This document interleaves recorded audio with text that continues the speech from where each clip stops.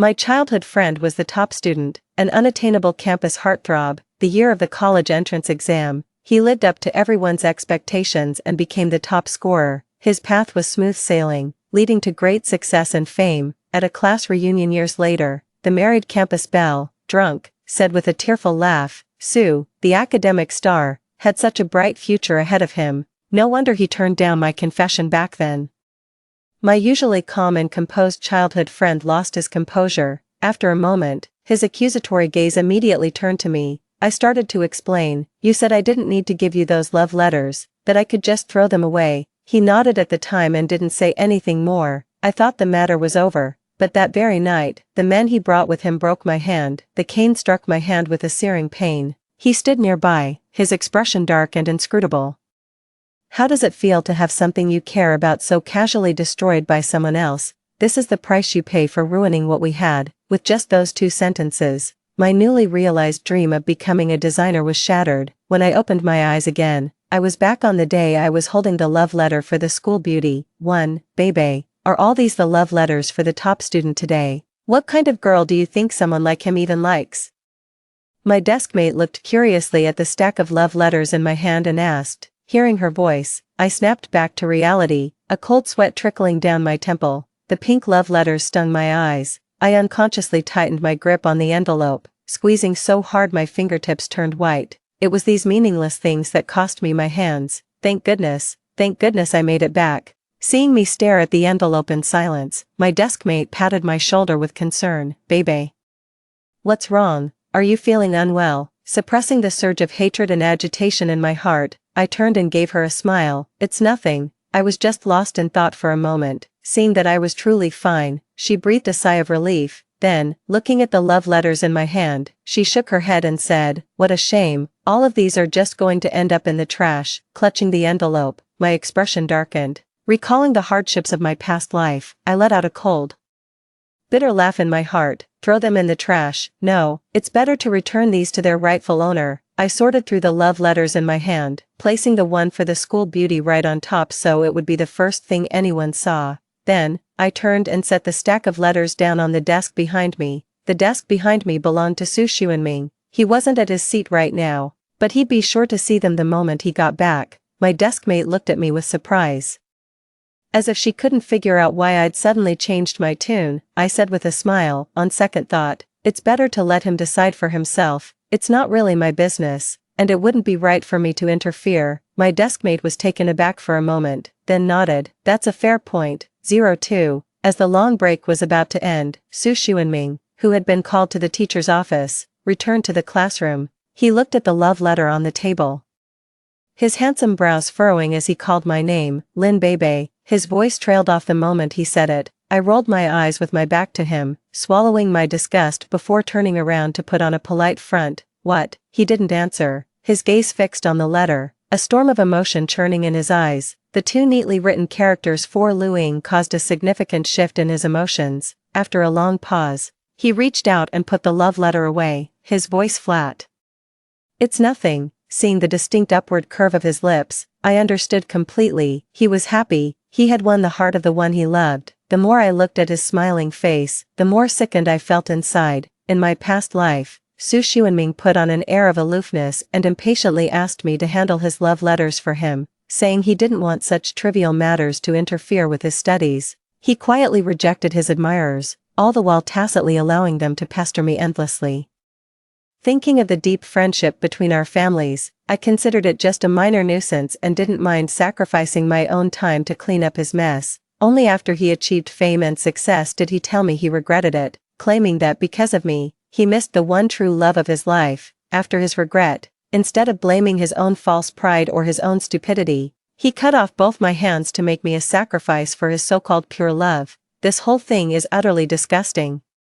Trying to have your cake and eat it too is just a pathetic look. It's my senior year of high school now. The academic workload is crushing, and I'm exhausted from studying every single day. I would never in a million years have thought such a trivial, boring little thing would become his reason for revenge. If I hadn't been treated that way by him, I genuinely wouldn't have known what a disgusting piece of work he is. You were the one who told me to stop bothering you with love letters. And then you have the nerve to turn around and blame me for not reminding you. for making you miss out. For God's sake, I'm not a mind reader. How was I supposed to know your crush was among hundreds of love letters? He doesn't even treat me like his mother, yet he's got the nerve to be so demanding. I was already fed up last time he made me deal with his love letters. This isn't his personal dumpster. I have my own studying to do. If it weren't for our parents' friendship, I would have thrown those love letters he stuffs in my drawer right back in his face every single day. I minded my own business, did as he said and destroyed the letters, and he still had to pick a fight and ruin my hands. What an absolute moron, you lunatic. I couldn't bear to look at him any longer, so I averted my gaze and turned away. Su Xuanming, you resent me, pinning all the blame on me and shattering my dreams. In this lifetime, I'll give you the love letter you always wanted. Let's see how you'll choose when your future and the campus Belle are both laid out before you. 3. That night after school, I didn't wait for Su Xuanming and left the campus alone soon after. If he wasn't walking home with me, he must have gone to meet someone. Recalling the school Belle's bitter smile at the last reunion, when she said she'd waited for him for ages that day, I let out a derisive snort. Since you're both in love, it's perfect that you're together. I heard the campus Belle is terrible at her studies. I'd be even happier if we could knock that nutcase Su Xuanming off his perch. With the original course of events altered, I happily went to the mall, only to run into someone who shouldn't have been there. I guess I really did make this whole thing out to be simpler than it is. Just as I was about to push open the cubicle door to leave, I heard a voice I didn't quite recognize. A love letter. I only wrote it as a joke because I lost a bet. That Su guy isn't my type at all. Give me a break. That letter would never even reach Su Xuanming. I've seen it before. His childhood friend always intercepts his love letters for him. Let's not talk about him anymore. It's boring. A soft, teasing voice drifted out, and my hand froze on the door handle.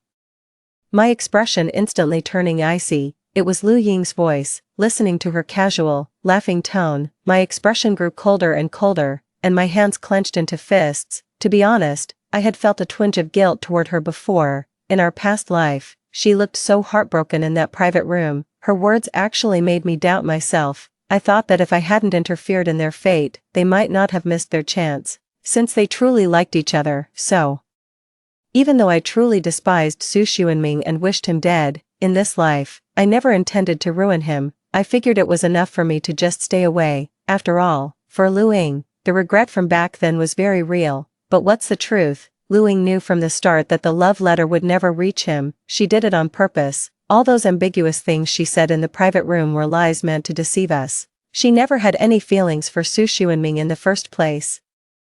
I stared at my smooth hands, my eyes filled with anguish, as memories from my past life flooded my mind. Even now, I can still vividly recall the searing, twisting pain and the words Su Xuanming spoke when he made me pay the price. He said, "If it weren't for you, I would be the one married to Lu Ying right now." He said, "If it weren't for you, I would be the father of the child in her womb." He said, "Lin Bebe, this is what you owe us. Even if you break your hands, you'll never be able to repay it." One of them was secretly in love but too cowardly to act, while the other was just toying with their feelings, stringing them along. It had absolutely nothing to do with me, yet I was the only one who paid the price. That pair of lunatics completely ruined me. The angrier I get, the clearer my mind becomes. In my past life, you destroyed what I cherished most. This time, I'm paying you back double. 4. I went home alone. Mom served me dinner and asked with concern, "Xuanming isn't home yet. Do you know where he went?" Of course I knew. He was waiting for his crush in the park near the school. Thinking that to myself, I shook my head and feigned confusion. "I don't know. He didn't leave school with me tonight." Mom nodded and sighed. "That boy is usually so well behaved. What's gotten into him today?" I didn't say a word. After finishing my meal, I went straight back to my bedroom. They found Su Xuanming in the early hours of the morning, according to my mom. He had caught a chill, started running a fever as soon as he got home, and his uncle had to drive him to the hospital that night. The moment he returned to school after being discharged, he cornered me in a deserted spot to demand answers. Freshly recovered from his illness, his face still held a pallor, but his eyes were fixed on me with a sharp, penetrating gaze. "Lin Bebe, did you say something to Lu Ying?" After asking, he began to scrutinize my expression. I let out a bitter laugh and looked at him pointedly. "No. What does this have to do with Lu Ying? Who is she? What would I possibly have to say to her?" My expression was open and honest. He was at a loss for words for a moment before asking again, "Just a girl who asked you to pass along a love letter." I looked at him, expressionless and a bit impatient. "At least 5 people ask me to pass you love letters every single day. Am I supposed to remember each and every one?"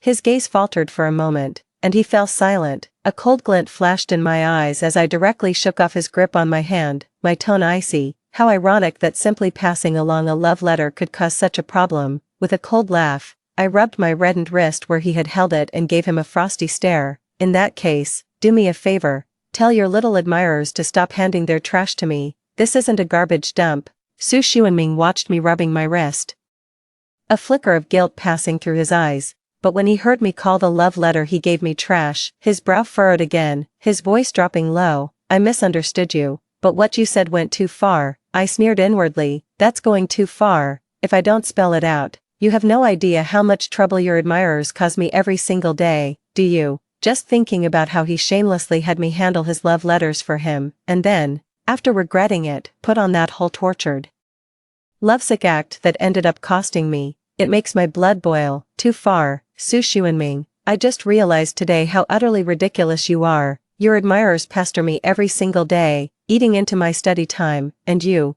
with your holier-than-thou attitude, just brush them off with an impatient deal with it, which also steals from my study hours. It's been like this for nearly 3 years straight. It's not like I'm your mother. And I certainly don't owe you anything, so how come? After all the times I've kindly cleaned up your messes, I can't even say a few harsh words now that I'm being falsely accused." Su Xuanming's face darkened instantly. He stared at me intently, wanting to argue back, but everything I said was the truth, leaving him with no defense. "If you were a real man, you'd confront the person who actually upset you, instead of taking out your uncontrollable anger on me. I've never been someone you can just push around." The misplaced guilt I felt vanished completely after hearing the truth from Lu Ying. Now, my mind is filled with nothing but studying hard and paying back double for all the suffering Su Xuanming put me through in my past life. Meeting Su Xuanming's stunned gaze, I gave a cold laugh and turned on my heel to leave. 5. From that day on, Su Xuanming's admirers stopped bothering me, and I was able to enjoy a peaceful campus life. He and Lu Ying were not in a relationship. After I scolded Su Xuanming, he actually went to have a private chat with Lu Ying. Nothing came of it between them. But from that day on, Su Xuanming was a changed person. Who knows what Lu Ying said to him, but Su Xuanming started acting out. He stopped doing his homework, slept in class, and stayed out all night. It was around this time that I began to see a different side of Lu Ying's true character. She had a sweet and gentle appearance, but her behavior told a completely different story. She consistently ranked at the bottom of her class, never took her studies seriously, and spent most of her time in nightclubs, bars, and KTVs. She was a free spirit who lived for fun and pleasure, and Su Xuanming was never even a blip on her radar. In the past, Su Xuanming would have despised someone like her.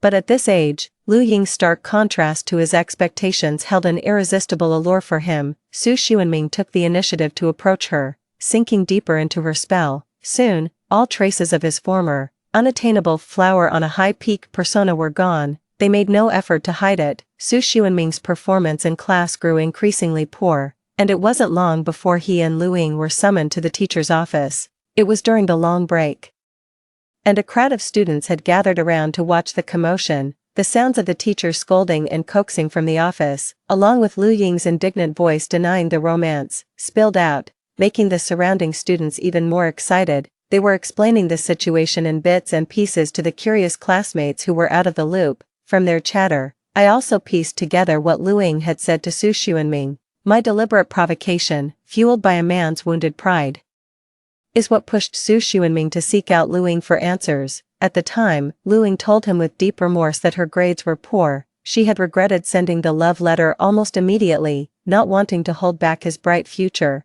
which was why she hadn't shown up for their date. Su Xuanming listened and said he understood. He offered to tutor her, but Lu Ying insisted she wasn't cut out for studying. She told him to give up and just pretend the whole thing never happened, and so Su Xuanming, the perennial top student, deliberately let his own standing slip. He did it to stand on equal footing with her, to make Lu Ying feel at ease being with him. He offered his heart willingly, and even when the teacher pressured him today to cut off the relationship immediately and refocus on his studies, he flat out refused. the teacher was furious, but he truly couldn't bear to lose Su Xuanming, a top student in the making, so he called both of their parents on the spot, telling them to take their children home for a serious talk. The office door opened, and Lu Ying stood there with a faint smile at the corner of her lips, looking utterly unfazed, as if having her parents called to the school was no big deal to her. Her gaze swept over the crowd and landed on me, her eyes holding a hint of amusement. She then glanced back, signaling to Su Xuanming. It was as if he was saying, well, look who's here to tattle. Su Xuanming's appearance remained aloof, but there was a newfound air of rakishness in his every move. Following Lu Ying's gaze, he looked at me, frowned, and a flash of disgust surfaced in his eyes. I watched, helpless, as they pinned the blame squarely on me, feeling utterly bewildered. I really don't get it. It has absolutely nothing to do with me. So why do the two of them always manage to drag me into their little games? What's the point? 6. A thought flashed through my mind, and my eyes darkened. Is it because of that childhood friend label everyone at school loves to tease me about? My gaze fell on Su Xuanming. His frown deepened, and he immediately turned his head away to avoid my eyes, as if trying to avoid suspicion and not wanting Lu Ying beside him to misunderstand. He even looked a bit annoyed. So it really was because of that. I found it even more ridiculous. No matter how much the rumors spread at school, I never believed them. I never thought there could be anything more than friendship between Su Xuanming and me, and I always believed he felt the same way. Only now do I realize how utterly wrong I was. No wonder he was so cruel to me in our past life. He thought I deliberately sabotaged his chance with Lu Ying out of pure selfishness. That narcissist, Su Xuanming, actually thought I had a crush on him. How revolting. Looking at Lu Ying's smug, provocative gaze, I felt like I'd just swallowed a fly.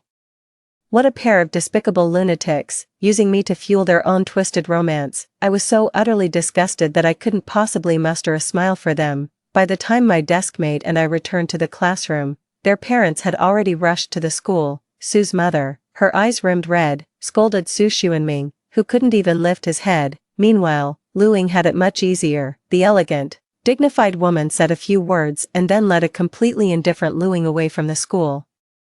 My deskmate, Tang Li, glanced over a couple of times and clicked her tongue in disapproval. After class, she finally spoke to me with a look of pity. Your childhood sweetheart is doomed to have his affections unrequited. After spending a few days together, we were already quite close. She knew there was nothing going on between me and Su Xuanming, so she spoke without holding back. I asked with eager curiosity, what do you mean? Tang Li said cautiously.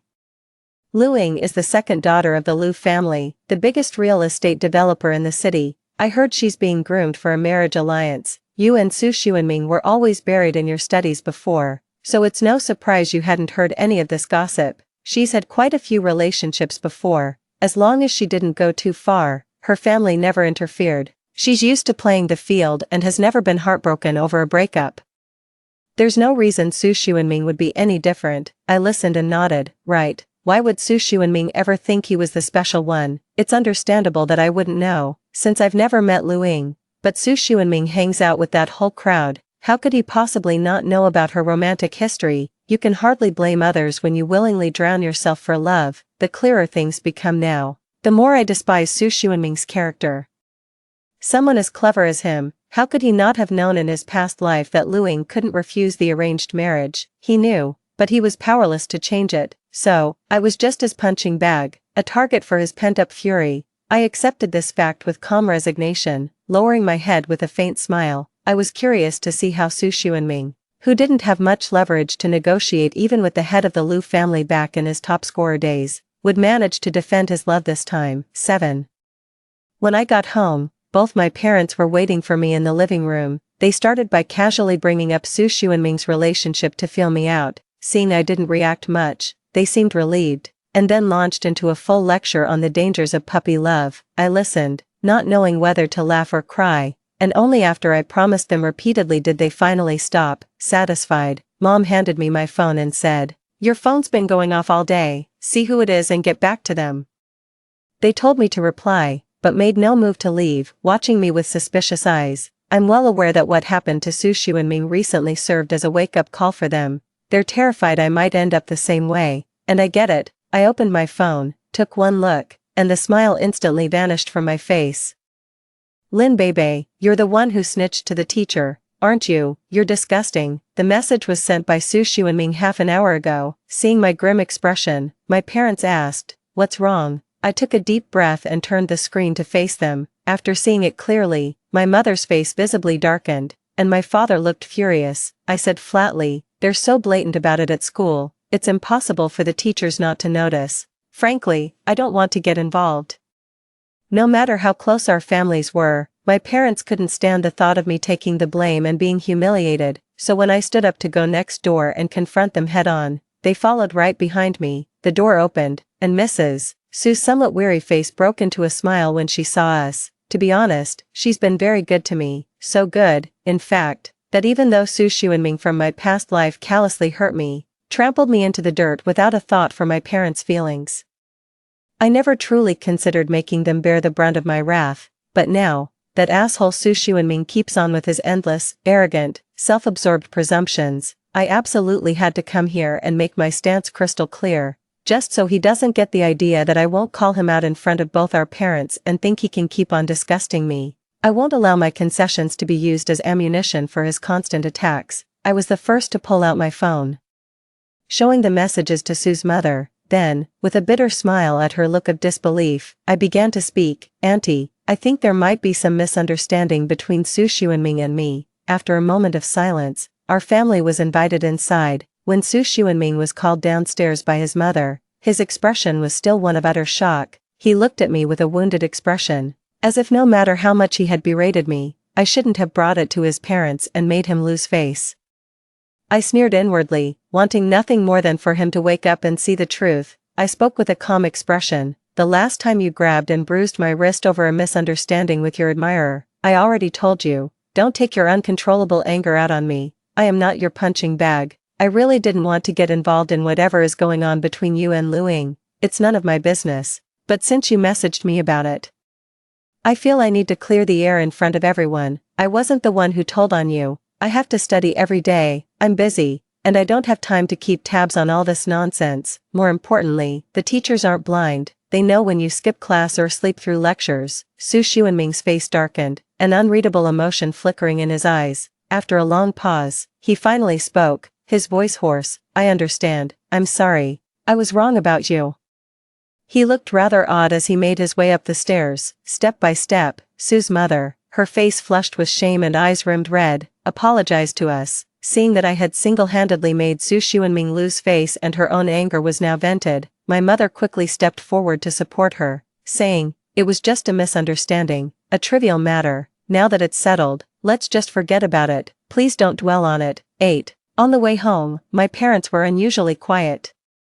Just when I thought they wouldn't say anything, my dad broke the silence. "Bebe, you should stay away from that Su boy from now on. He has no sense of responsibility, flies off the handle for no reason, and is far too emotionally unstable." My mom chimed in, "That's right, no matter how talented he is, it's all for nothing if his character is flawed." I nodded repeatedly. My parents were absolutely right, he's a total nutcase. His mind just doesn't work like a normal person's. From that day on, Su Xuanming never contacted me again. By the time he returned to school, 3 days had already passed. My parents told me that Su Xuanming's folks had been trying to talk some sense into him, but he wouldn't listen. Last night, he had a huge blow-up with his family over them urging him to break up, which got his father so worked up he ended up in the hospital in the middle of the night. Not only did he not go to the hospital, but he seized the chance while everyone was away to head back to school.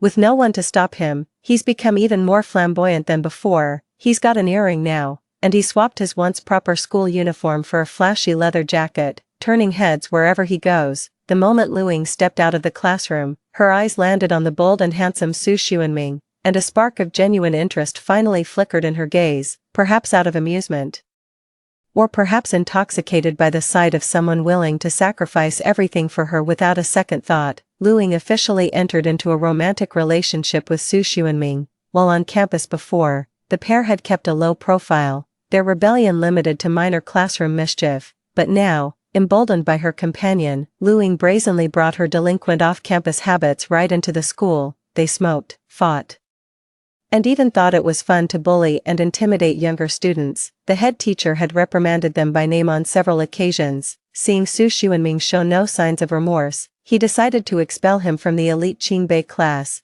Our homeroom teacher was utterly disappointed in him and had no objections. After all, no matter how promising a student he was, she didn't dare let us stay in the same class with him. Fearing he would negatively influence us, I focused on my studies, reviewing the material, hoping to achieve a better score. At the same time, I was also waiting to close the net. 9. Living so close to the Su family, I could hear whenever a big commotion broke out in their house. After staying out all night for a week straight, Su Xuanming returned home and got into another fierce argument with his parents. His mother threatened to cut ties with him unless he went back to his old ways. But Su Xuanming didn't care. He said to go ahead and disown him. He was done living that boring life. He stormed out, slamming the door behind him. After he left, old Mr. Su was so enraged that he ended up in the hospital. During the 2 days his father was hospitalized, Su Xuanming didn't visit even once. Seeing the child they had worked so hard to raise become so indifferent to their well-being, Mr. and Mrs. Su were truly heartbroken. They stopped concerning themselves with Su Xuanming altogether, now completely unrestrained. Su Xuanming dyed his hair a flamboyant red and spent his days joyriding around town with Lu Ying. They were always holding hands, hugging, and kissing, appearing to be the perfect couple. But one day, a bombshell story broke. It turned out Lu Ying was two-timing him. She had also gotten involved with a bartender. Su Xuanming got into a fight with someone. Whatever else happened that night, it led to Lu Ying breaking things off with him for good. During a heated argument at the school gate, a tearful Lu Ying slapped Su Xuanming across the face before turning and running away. As luck would have it, I happened to be nearby and saw the whole thing clearly. Su Xuanming, who had always been aloof and proud in front of me, had a swollen, red cheek. His expression darkened for a moment before he finally scrambled after her in a panic. Watching him sink deeper into this mess, I let out a soft, derisive chuckle. This has caused quite a stir. Young Master Wang, who is set to marry into the Lu family, will probably hear about it very soon. Sure enough, just a couple of days later, as I was coming home in the evening, I saw Lu Ying weeping and wailing right outside the Su family's gate. I kept my eyes straight ahead, pretending not to see her, and went straight inside. Then, I hid around the corner on the second floor to listen to the commotion outside. Lu Ying was sobbing, tugging at Su Xuanming and making a tearful scene.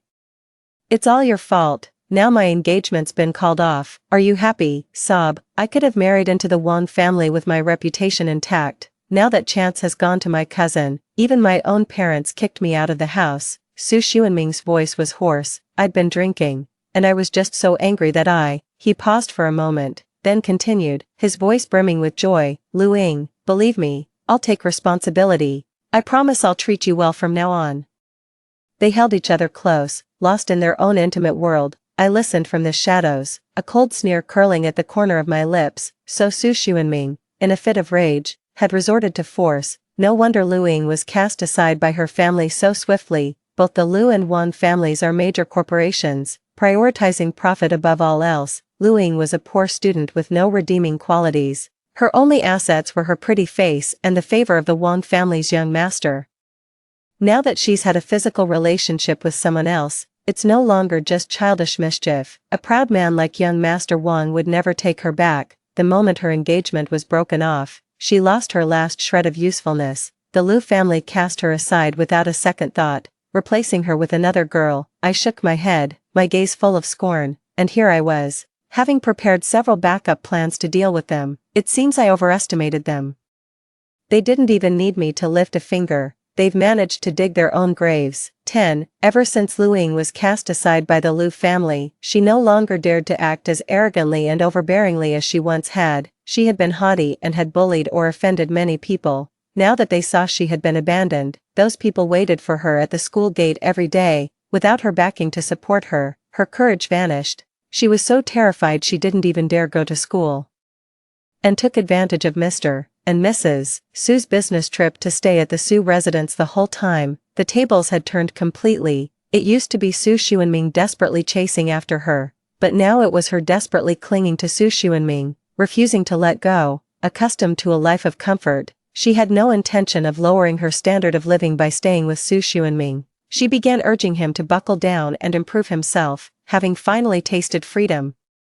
Su Xuanming was naturally reluctant. He refused at first, but in the end, he couldn't withstand Lu Ying's pleas and returned to school. He studied diligently, mustering some of his old drive, but this time, someone didn't want him to succeed. The classmates he and Lu Ying had once bullied for fun now began to gang up on him. Students who had been powerless against the influence of Lu Ying's family took their frustrations out on him. Even official reprimands and warnings from the authorities were useless. Su Xuanming is having a very rough time these days. He was once the revered academic genius of the school, but ever since he descended into bullying his classmates at will, he became a notorious troublemaker without a shred of decency. The halo he once despised was torn away by his own hands. The unrestrained freedom he craved ended up costing him dearly. He would inexplicably trip and fall while getting food. His completed homework would vanish without a trace, and he'd get locked in the bathroom. Among other things, most of the things he and Lu Ying had done to others were now being done to him. With Lu Ying not at school, he was isolated and helpless, with no one to turn to. At first, he tried to fight back, but as time went on, he grew increasingly withdrawn and silent. Once, I even saw him come home completely drenched. Years of pent-up frustration, compounded by Lu Ying's daily nagging to better himself, just like his mother used to do, finally drove him to argue with her. I stood on the balcony, letting the cold wind wash over me as I listened to the Su household erupt in chaos, the crashing of dishes and the sound of their fierce, heated argument. They hurled accusations and insults at each other until, finally, Lu Ying broke down in tears. Su Xuanming was the first to back down, softening his tone to comfort her and bring the fight to an end. Unable to bear the constant targeting any longer, Su Xuanming simply decided to study from home. He and Lu Ying were being all lovey-dovey at home, and she was even nagging him to study. 11. Mr. and Mrs. Su returned from their business trip and walked in on the two of them being intimate. Their faces instantly darkened with fury, as the homeowners, they threw Lu Ying out and loudly berated the pair for their shameless behavior. The commotion drew all the neighbors out, but Su's parents, completely abandoning any sense of decorum, proceeded to berate them mercilessly. From a distance, I and the other onlookers watched the scene unfold. We saw Su Xuanming standing silently in front of Lu Ying, shielding her, his face pale and ashen. Only after his parents had exhausted their tirade did he calmly drop a bombshell. Ying is pregnant, Mom, Dad. She has nowhere else to go, you can't turn her out. His parents looked utterly shocked, and I was quite taken aback myself. No matter how surprised you are, wouldn't any normal person know to get medicine? This is just unbelievable. Recalling how desperately Su Xuanming had sought it in my past life, I raised an eyebrow. Perfect, now he can have both things he wanted. After the initial shock, Mrs. Su looked at Su Xuanming with utter disappointment in her eyes. With a calm expression, she took Mr. Su's arm, stopping his impending outburst, and spoke. Su Xuanming, you're a grown man now. We can't control you anymore. From now on, do whatever you want. We're done. Mrs. Su pointed at the house behind her, her gaze icy. This house is yours. All our other assets will go to your sister. There's no need for us to see each other again. We'll be living with her. Su Xuanming's pupils contracted sharply as he stared at her in disbelief.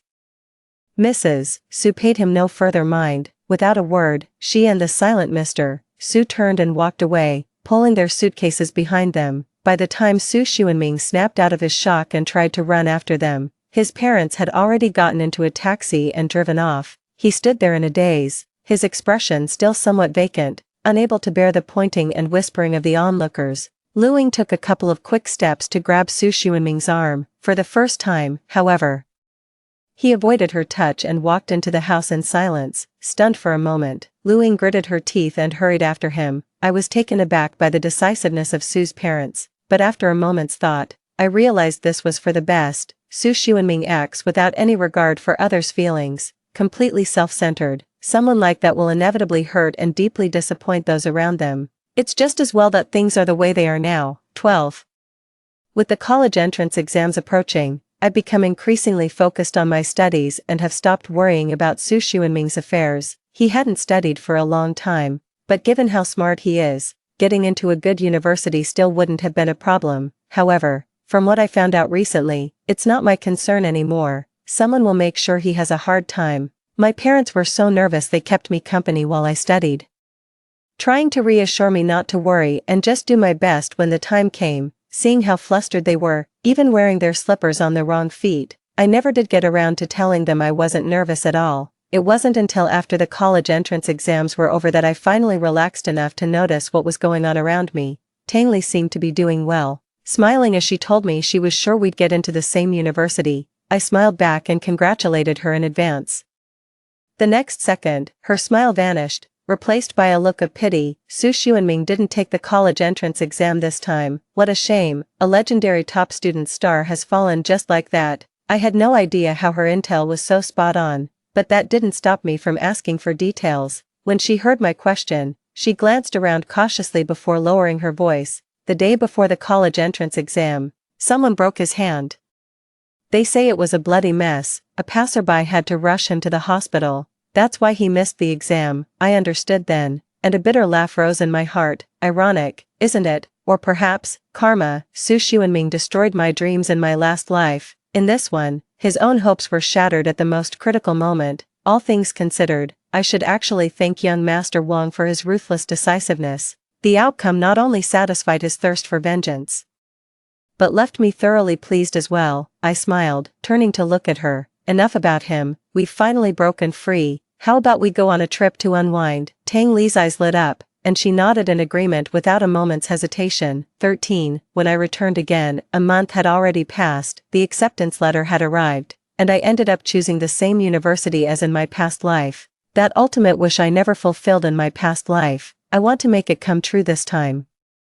Ever since my parents found out I did well on the exams, they've been traveling nonstop. The house is empty, and the reason I came back this time was to pack up my things. My parents bought a place near my university. We're planning to settle down there, so we probably won't be coming back here much. They were busy traveling, so they pushed me to come back and pack up for the move. I wanted them to have a proper break, so I agreed to handle it myself.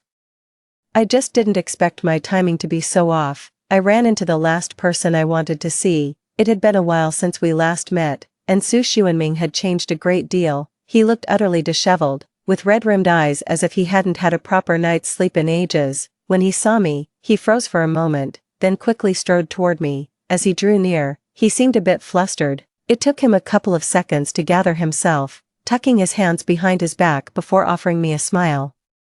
Long time no see. I actually saw how his fingers were twisted and deformed, but I didn't say a word, just smiled and nodded. I didn't want to catch up with him, I just wanted to hurry home. Su Xuanming must have noticed this, looking somewhat awkward, but he still didn't step aside to let me pass. He was silent for a long while. Just as I was growing very impatient, he spoke with a bitter smile. Bebe, the truth is, I've always regretted it, to this day. I keep wondering, if that love letter hadn't been left on my desk back then, maybe things wouldn't have turned out this way. I froze, looking up at him. He was completely oblivious, continuing on with his own monologue about his recent troubles and suffering. It had been a long time since I'd heard anything about him. I had been moving forward all this time. Once I got my revenge, I left him behind in the dust. The only one still trapped and suffering in the memories of the past was Su Xuanming. I remained silent, listening to his story. He said he couldn't reach his parents, and while he knew he was wrong, there was nothing he could do to fix it. He called Lu Ying an ungrateful wretch, saying he had sacrificed so much for her, even his future, and yet she just ran off and abandoned him. I watched him claim he was at fault, while his expression still laid all the blame on others. I wasn't the least bit surprised, because Su Xuanming is just that kind of selfish person. He only ever thinks of himself and never seriously reflects on his own actions. He played an active role in all the misfortunes, yet he never truly believes he's in the wrong. With someone like that, there's really nothing more to say. The best course of action is to simply stay away. After finishing his account, Su Xuanming looked at me with anguish and said, Bebe, if only you hadn't placed that love letter on my desk back then. 14. No matter what you do, you can never satisfy someone like him. Even after being reborn, he's still stuck with that same pathetic attitude, acting like the whole world misunderstands and has wronged him. I stared him straight in the eye, let out a cold laugh, and said with biting sarcasm, Oh, so you regret it now? You want to reclaim your glorious life, and then you'll just end up resenting me again for losing your true love and ruining my hands. Is that it? He looked at me with a pallid expression. So this is your revenge, because I hurt you. He brought his hands out from behind his back and showed me. I took one look and immediately laughed. You're wrong. I didn't do this. I just put the love letter on your desk like you wanted. I'm not so bored that I'd waste my time on you. I have plenty of other things to do, and no time to be targeting you." He looked at me for a couple of seconds, then gave a bitter smile and nodded. "I understand. Sorry for misunderstanding you." He apologized, then turned and walked away. I stared at his retreating figure for a long time. The next day, he was dead. He had taken his own life by cutting his wrists. Just before he died, he posted one final update to his social media feed. "I regret it. I want to go back. I don't want love anymore. I just find it tiresome." How could someone so perpetually self-centered ever find true happiness? Recalling his question from yesterday, asking if this was my revenge, a faint smile touched my lips. I didn't exactly lie to him, but I wasn't telling the whole truth either. At the bar they frequent, I posted a fake job listing to lure in several men who fit Lu Ying's usual type. I merely set the stage. I never imagined Lu Ying would actually fall for it, and the one she ended up with just happened to be her ex-boyfriend. I only did that much. It hardly counts as revenge.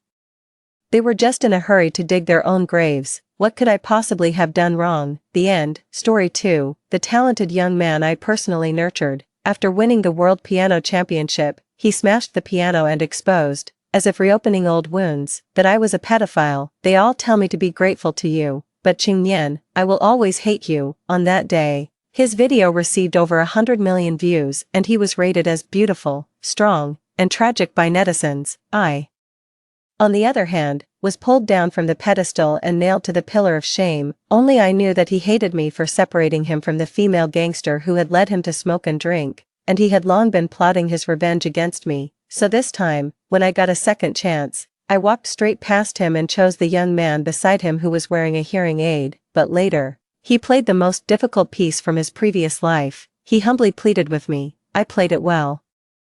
"Can you please not abandon me? That child has great talent. If he receives formal training, he will surely have a bright future." The person in charge pointed at the child sitting beside the piano in front of us, and it was hard to hide the admiration in his eyes and brows. Then he sighed. However, his family background is average, and learning the piano isn't something that just anyone can afford to do. I looked at the withdrawn and unruly figure in front of me.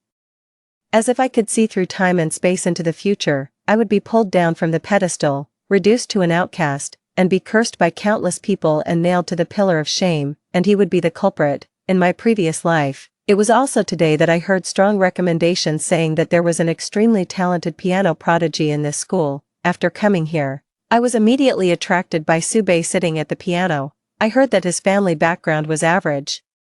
He had an alcoholic father, and his mother was rarely at home all year round. A family like this could give rise to many problems. Out of cherish for the talent, I desperately pulled him out of the quagmire and solved all his worries for him. Then I devoted all my lifelong learning to cultivating him into a piano master. He participated in the national piano competition, won a grand prize, showed his talent for the first time, and began to step onto the international stage. The media commented that he was a future world piano superstar. For Subei's future, I became stricter and stricter with him, just to prepare him well for the next year's world piano competition. However, he fell in love with a female gangster. The female gangster led him to smoke, drink, and evade piano practice. Although Subei was a piano genius, without hard work, relying only on so-called natural gifts, he was like a rootless duckweed that would eventually fade away. After Subei played many wrong notes during the competition, I realized the importance of the matter. I ordered him to break up with that girl, and I even found the girl's parents. In the end, that girl got engaged and married in a hurry. Subei finally lost his passion and returned his focus to the piano. I felt guilty towards that girl. When I went to find her, I discovered the truth of the matter. It turned out that the girl had approached Subei with another purpose. It was Subei's competitor who sent people to disrupt Subei in order to ruin him. At that time, it was a crucial moment. I didn't want to disturb Subei's practice and planned to tell him after he participated in the world piano competition. On the day of the competition, Subei led far ahead with a huge margin and won the first place. The whole nation was excited. Countless people interviewed me and said that I was the greatest piano coach in the country, bringing honor to the country. Under the spotlight, Subei sneered, picked up a chair and smashed the piano, and then threw away the gold medal that countless people coveted. With thousands of eyes focused on him, he pointed at me and said word by word, "Qingyan, they all tell me to be grateful to you, but I will always hate you." The influence of a champion was too great, especially a talented champion like Sube. In an instant, I was attacked and pulled down from the pedestal. The old woman ruined him. She actually has pedophilia. It's so disgusting. What kind of person is she? She actually separated the lovers to satisfy her own selfish desires. It's so disgusting. I was cursed as a pedophile for having an incestuous relationship with my apprentice, and as a disgrace to coaches. Under all kinds of pressure, I stood on the rooftop. When I opened my eyes again, I actually returned to the present. I pressed my hand that was slightly trembling with excitement. The person in charge beside me whispered a reminder, "Coach Ching, is it him?" I looked at Sube not far away, as if sensing something. He turned his head to look at me. Our eyes met, and I was the first to shift my gaze. "It's him." Unexpectedly, I pointed at a boy in the corner. He was covered in injuries. His hearing aid had fallen to the ground, but the fanaticism for the piano in his eyes couldn't be extinguished. If I remembered correctly, he was Jian Sui. The person who, even though he participated in the piano competition with a hearing aid, still won the second place. At that time, I secretly sighed. If he wasn't disabled, how high his attainments in music would be. It was a pity that such a person died in his prime youth. With a second chance, I might as well save him. The person in charge gasped, "Jian Sui, he can't hear, Coach Ching. I think you know better than me what the most important thing for the piano is." The person in charge spoke loudly, and both Jian Sui and Sube turned their heads to look at me at the same time. Sube's young face showed some anger. I was a bit puzzled. Could it be that he was also reborn? If he was reborn, upon hearing that I didn't choose him, he should be happy, so why was he angry? I suppressed my confusion and walked towards Jian Sui.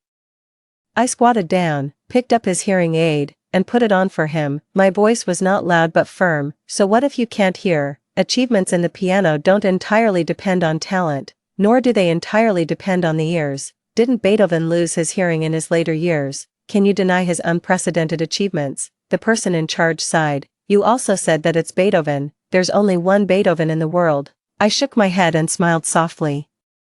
"Who can say that he won't be the next Beethoven?" After saying that, I spread out my palm and asked with a smile, "Would you like to come with me and learn the piano?" Jian Sui was stunned for a moment, and then he nodded heavily. The moment we walked out, Sube chased after us. His voice was full of grievance. What about me?" I finally confirmed that he was also reborn, back to today, but I didn't know what had happened to make him change his attitude, but it had nothing to do with me. Jian Sui tightened his grip on my hand. I patted his hand and said coldly to Sube, "What happens to you has nothing to do with me." Then I left without looking back. After returning to the base, when others learned that I had brought back a young man with hearing impairment, they all laughed at me. "Qing Yan, you're also considered a piano master. You refused many people who were willing to pay to be your apprentice, but you actually chose a disabled person. What kind of championship can he win? Recognize the piano. Qing Yan, you're too arrogant and conceited, you won't succeed." I smiled faintly and didn't answer, just tightening my grip on Jian Sui's hand. When we arrived at my own room, there was a piano placed there. I patted Jian Sui on the back and signaled to him, "Try the feel of it and see if you like my piano." Jian Sui nodded obediently, then sat down and played a piece of Twinkle, Twinkle, Little Star. It was very simple, but it had a special flavor under his playing. However, there were still many imperfections. I sat beside him and gave pointers. "That part isn't good enough, and this part isn't accurate." Jian Sui did everything as I said. That night, I assigned him homework, asking him to play Twinkle, Twinkle, Little Star 100 times. He didn't have any doubts, just nodded. I smiled with satisfaction. In my previous life, I made the same request to Sube, but he frowned. "Teacher, I'm so talented.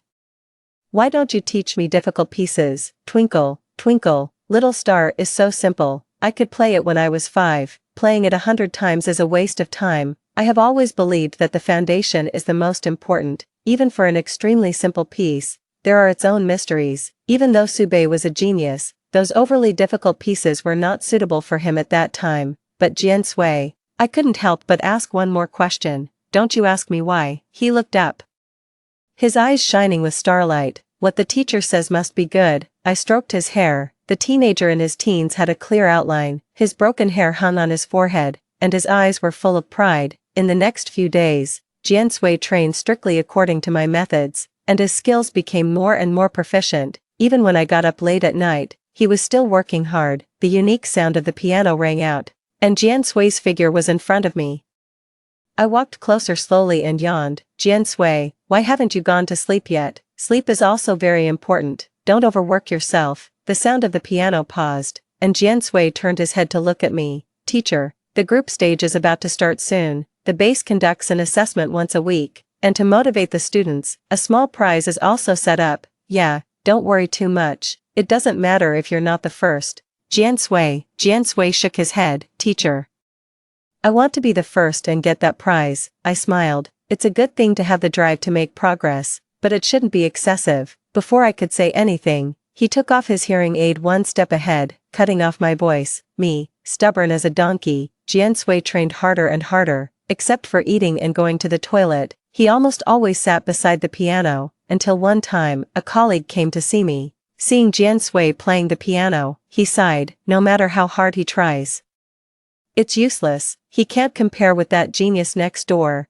That guy can already play Beethoven's Piano Concerto now. He's only 15 years old and has a bright future. Do you know how happy Susiki is to have discovered this genius? Hearing the word genius, I became a bit sensitive. Genius, who? My colleague swallowed. You don't even know this, Sube. He's from the same school as your little deaf-mute. How could you not have discovered such a genius, Qingyan? Isn't your judgment the sharpest, Sube? I was stunned when I heard these two words. So he actually came, and he was under Susiki's guidance. Susiki was my rival, we were from the same master, and we should have gotten along well, but she always compared herself with me. If I practiced for 3 hours today, then she would definitely practice for 4 hours. Later, the base invited me with a large sum of money. A few days later, she also came. I took Jian Sui away from the school. She must have gone there too. When she saw Sube, she brought him back. I shook my head and smiled. What did it have to do with me? Just then, there was a sound outside the door. Sister, sister, Susiki burst in, bringing a young man with her. The sound of the piano was played wrongly, and then it became out of control. I frowned and looked at Jian Sui. He stopped and turned his head to meet my gaze, with some panic in his eyes. Hearing Jian Sui's piano playing, Susiki sneered. Sister, why has your judgment declined so much? What was that he played? There were so many wrong notes. I could play better than him when I was 5. She pushed Sube in front of me again, looking proud. I've accepted a new apprentice. He has some talent, I guess. Let him set an example for your apprentice. Under her instruction, Sube walked towards the piano. He sat down, and his slender index finger danced on the piano keys. The piece he played shocked everyone. It was Liszt's Reminiscences of Don Juan. His age really didn't match this piece. Susiki didn't speak for a long time, but I understood. In my previous life, I made Sube play this piece countless times. He always had wrong notes until the world competition. When he finally played this piece perfectly, I was also pushed to the heights because of this, and then I declined instantly. This piece only brought me painful memories. I gritted my teeth and stared at Sube. He closed his eyes and was immersed in the wonderful world woven by the piano. Although there were some wrong notes, he still finished playing the piece. The moment Sube stopped, Susiki burst into a manic laugh. Genius, an absolute genius. He will definitely be the best in the country in the future. No, the best in the world. He's my Susiki's apprentice. I looked at Sube, and he also turned back to stare at me. Then he stood up and walked in front of me, in front of everyone. He stretched out his hand and pleaded humbly, Master, I can play it now. Can you please not abandon me? Susiki pulled Sube aside. Your master is here. You've mistaken me for someone else. Her voice was faintly displeased. I walked up to Jian Sui, put my hands on his shoulders, and agreed. You're indeed calling the wrong person. I'm not your master, and I've never been. I only have one apprentice. His name is Jian Sui. Sube's long eyelashes drooped, and he looked dejected. Susiki, however, sneered disdainfully and took Sube away. That afternoon, when I went out to buy food, I was stopped by Sube. Unlike the fragility in the morning, his face was filled with determined confidence. Master, admit it. You care about me. You chose Jian Sui to anger me. I admit that you've succeeded. As long as you take me back as your apprentice and give up on Jian Sui, I'll come back to you. I'll win the world award for you and make you proud. I was so angry at his shameless words that I laughed. Sube, do you know how disgusting you are right now? Do you think you're invincible just because you won first place once? There's a first place every year, and you won't be the first every year. After saying that, I didn't say anything more and walked away. Bumping into his shoulder, he shouted behind me, "You'll regret it." I've already regretted it. I regret accepting him as my apprentice. When I returned to the training room, Jian Sui was playing the piano again. I called him to have a meal. The sound of the piano was passionate, and he turned a deaf ear. I called him a few more times patiently before I realized that he wasn't wearing his hearing aid. I patted him on the back. But the sound of the piano didn't stop. Instead, it became more urgent. After the piece ended, he put on his hearing aid and said ahead of me, "Master, Sube is a genius, I'm just a." Before he could finish speaking, he trembled and touched the worn-out hearing aid by his ear. It became overcast, and the light that had been pouring on the young man was withdrawn stingily. He stepped into the darkness. Then I heard him softly utter from his throat, "If you regret it, it's still not too late." He heard it. I admit that part of the reason for choosing Jian Sui was to anger Sube, but more of it was out of pity for him. I don't want him to die young like in his previous life. I want him to move forward without hesitation. I shook my head. "Jian Sui, I never regret it. You're my apprentice. Once you're my apprentice, you'll be my apprentice for life. Don't say such things in the future." The young man suddenly looked up, his eyes slightly red. I touched his head and then looked at the worn-out hearing aid by his ear. It seemed that it had been with him for many years. Subconsciously, I reached out to touch it. "Let me get you a new hearing aid. This way, it will be better." Jian Sui had never resisted my touch, but this time, he turned his head and dodged. "No need, master. This one is fine." I didn't say anything more. Perhaps this hearing aid held a special meaning for him. After a few days of training, the assessment arrived quickly. I wasn't surprised at all to see Sube at the scene, even though he had only been here for a few days and normally should have participated in the next group assessment. Susiki was addicted to showing off. To prove Sube's value and also to suppress me, she let him participate. When Jian Sui was about to go on stage, I patiently tidied up his clothes for him and confirmed his hearing aid again. Then I nodded at him. "Jian Sui, don't be nervous. It doesn't matter if you're not the first. You're great." Jian Sui didn't answer. During this period, the mockery in the bass and the oppressive feeling of Sube's genius had all come crashing down on him. He was eager to bring glory to me and also to prove himself. But, after all, Sube was the world champion in his previous life. A piece of Rachmaninoff's Prelude in C-sharp minor sounded, and the surroundings fell into silence. The timbre of this piece was handled extremely well.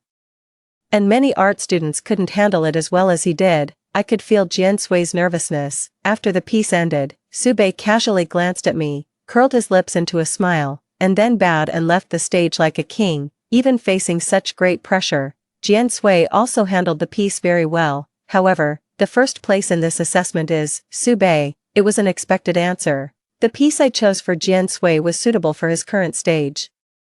Its difficulty couldn't compare with that of the piece played by Sube, so naturally, the first place went to Sube. "It doesn't matter, Jian Sui, we still have a chance. If we can win the final assessment, we can participate in the provincial." At the same time, another voice sounded. "Sube will represent our base in the provincial piano competition." I looked up at the center of the stage, feeling a bit stunned. Susiki walked over with Sube, her tone full of joy. "Sister, you didn't expect this, right?" I suggested to the leader that we use this assessment to decide the person to participate in the provincial competition. By the way, actually, Sube was directly predetermined. This was just going through the motions. "Sister, you can't compare with me. Never. How could this be?" I immediately ran to the leader's office and argued my case.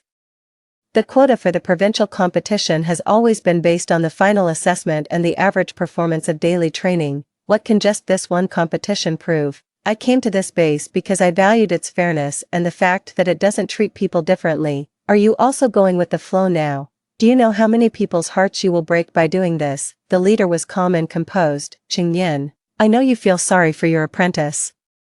From your own perspective, Sube's strength is there. Does he still need to follow the general rules? Even if there were 10 competitions, it's not certain that anyone could surpass him. Geniuses always deserve exceptions and special treatment. This is the right given to them by heaven." I was left speechless. Some people are born in Rome and can get everything just by waving their hands. Their starting point is the end point of others. And it seems that suffering stays away from them.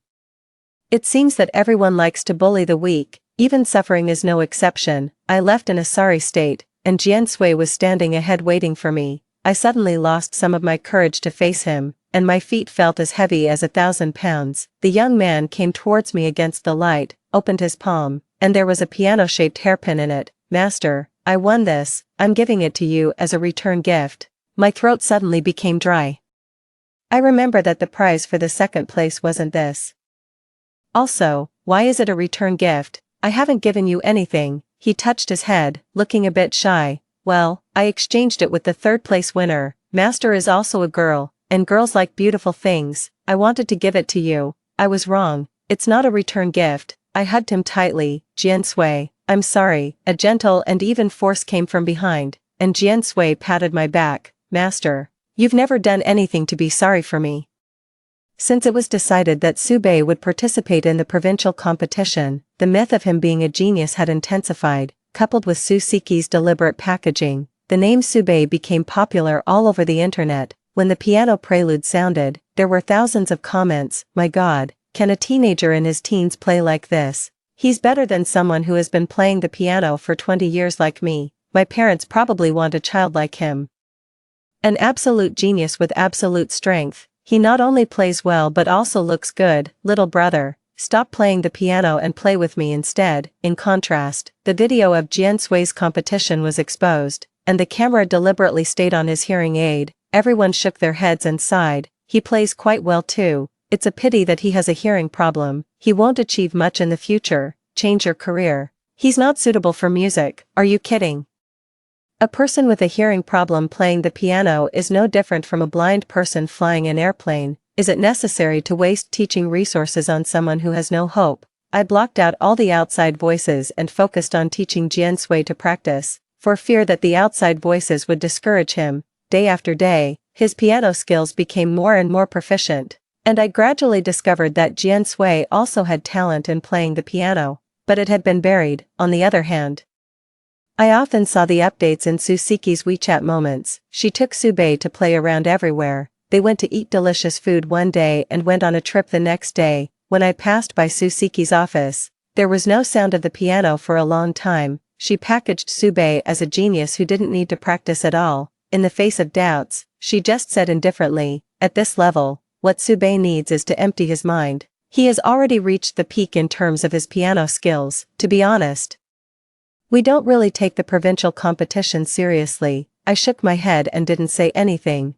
Our views were different. I firmly believed that only day after day of practice was the foundation for success, even for Sube. In his previous life, I didn't treat him as an exception. He still needed to practice, and even more than the people in the same group. I didn't want to waste his talent and wanted to bring it to the fullest. Unfortunately, I chose the wrong person. Fortunately, this time I didn't make the wrong choice. Later, Sube didn't participate in several assessments, and Jian Sui got the first place every time he participated. While everyone was looking up at the sun, the moon came quietly and would surely shine brightly at a certain moment when the night fell. Everything should have gone smoothly, until I noticed something different. Normally, after the basic practice, Jian Sui would always do some extra practice. Sometimes, I had to forcefully stop him.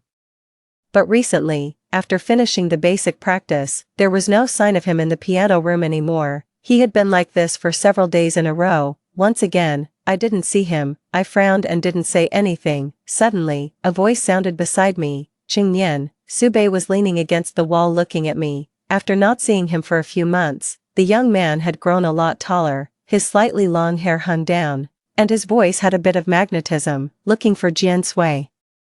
I didn't plan to talk to him and was about to leave, but he trapped me in the corner. "Do you really not want to talk to me that much?" "Yes." Our eyes met, and I was calm. "Master, I know I was wrong in my previous life. I shouldn't have not trusted you and treated you like that. After you died, I found that girl, and I finally knew the truth. She deliberately approached me to ruin me. I'm sorry for you, but, are you really without fault?" The tone of his voice suddenly changed, and the end of his sentence rose slightly. "Day after day of boring practice is something that no one can stand, and you were my only support. But how could you abandon me, Master? I heard you talking to that person and saying that you were going on a blind date and getting married. What would I do if you got married? At first, I didn't think much of that girl. I did those things to make you angry, but later, in our interactions, I found that her appearance brought a lot of new and interesting things that I had never experienced before, things that I yearned for. I gradually fell in love with her. I just made a mistake that everyone would make, Master. Ching Nian. Ah, Nian, I almost roared, shut up.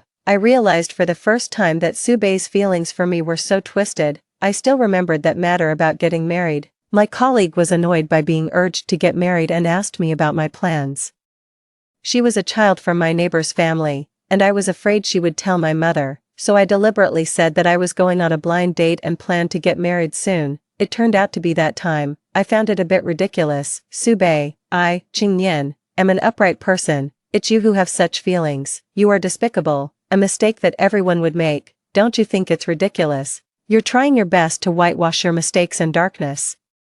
I'm telling you now that there is someone who won't. Before I could finish, he interrupted me. Jian Sui, right. He laughed softly. Master, why are you so naive? Haven't you thought about why I'm here? Do you really think your deaf apprentice is a good person? He's 100 times more despicable and dirty than me. If you don't believe me, go to the restaurant on Pingan Road and see. There's a surprise waiting for you. He was so certain that I felt an unreasonable sense of panic in my heart.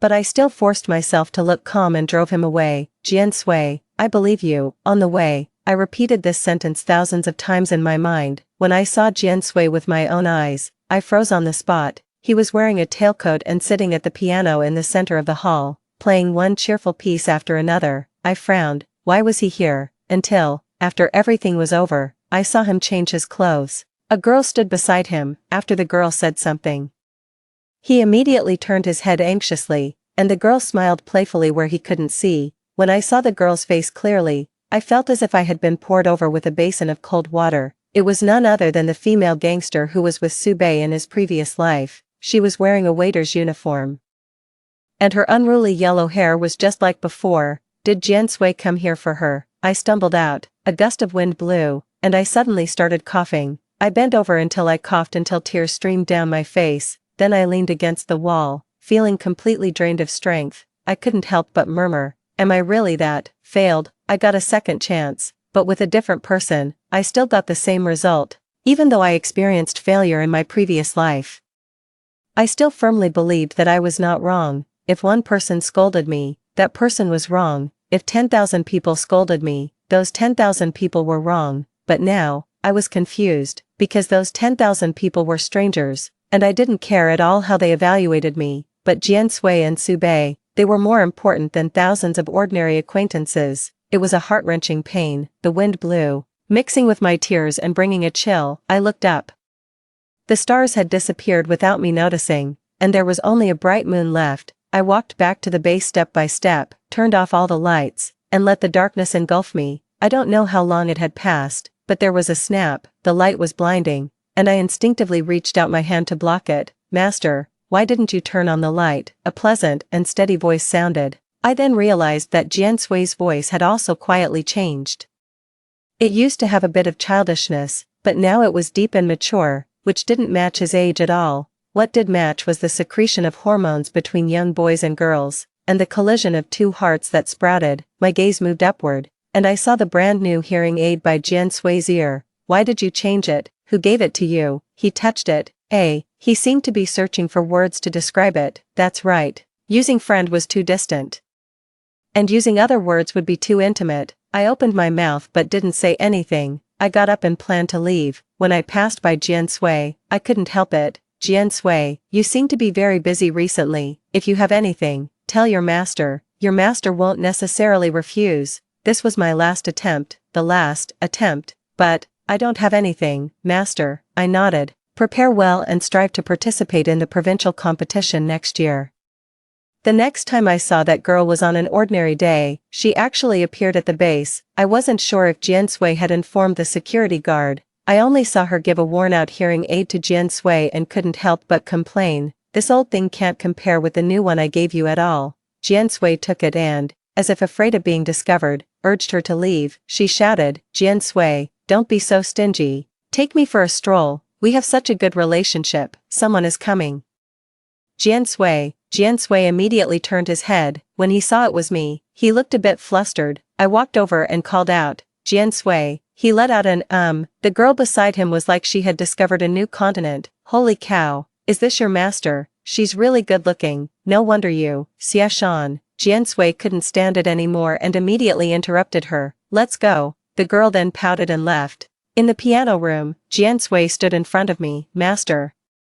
Why didn't you dare to tell me? Were you afraid that I would separate you too? Master. I didn't. Jian Sui. Is that what you think of your master? You won't even tell me the truth. Play Twinkle, Twinkle, Little Star 100 times. After saying that, I got up and left. The piece that we first got to know each other with now became a punishment. Jian Sui didn't say anything more and sat at the piano and started playing it over and over again, after playing it 100 times. He came to me, his words full of pleading. Master, I've finished playing, I was wrong. I ignored him and got up and left. I didn't blame Jian Sui, I just didn't know how to face him. For several days in a row, I ignored him, but I still secretly observed his practice. I knew that he played a very difficult piece today. I knew that he didn't eat today. I knew, until, why is it this song, like a thief? I leaned against the wall and listened to the happy birthday song coming from the next room. Why was Jian Sui playing this song? It wasn't his birthday today. For a moment, there was silence. I didn't notice that the sound of the piano stopped, and Jian Sui walked out, so, I was pressed against the wall with my face and met his gaze. Ahem. I quickly moved away and tried to find something to say. The weather is nice today. But then I saw the cake with candles inserted in his hand. He said, Happy birthday, master. I was stunned. Was today my birthday? I had even forgotten it myself. The sea salt cake was decorated with a few chocolate bars. He brought it in front of me and took out a carefully wrapped box. Master, this is a gift. I opened the box, and inside was a pearl necklace. The large, plump pearls appeared before my eyes, and the only thought in my mind was, where did you get the money? I couldn't hold it back and blurted it out. Master, regarding that girl before, it's true that our relationship wasn't what you thought. She bumped into me, and my hearing aid got broken. She said she could fix it. Later, that new hearing aid was bought by her for me as an emergency replacement. After the old one was fixed, I returned the new one to her. As for where I got the money, I earned it by working part-time in a restaurant on Hepping Road. Master, I promise you, there won't be a next time. I blurted out. The restaurant is violating the law on the protection of minors. He couldn't help but laugh. I also laughed.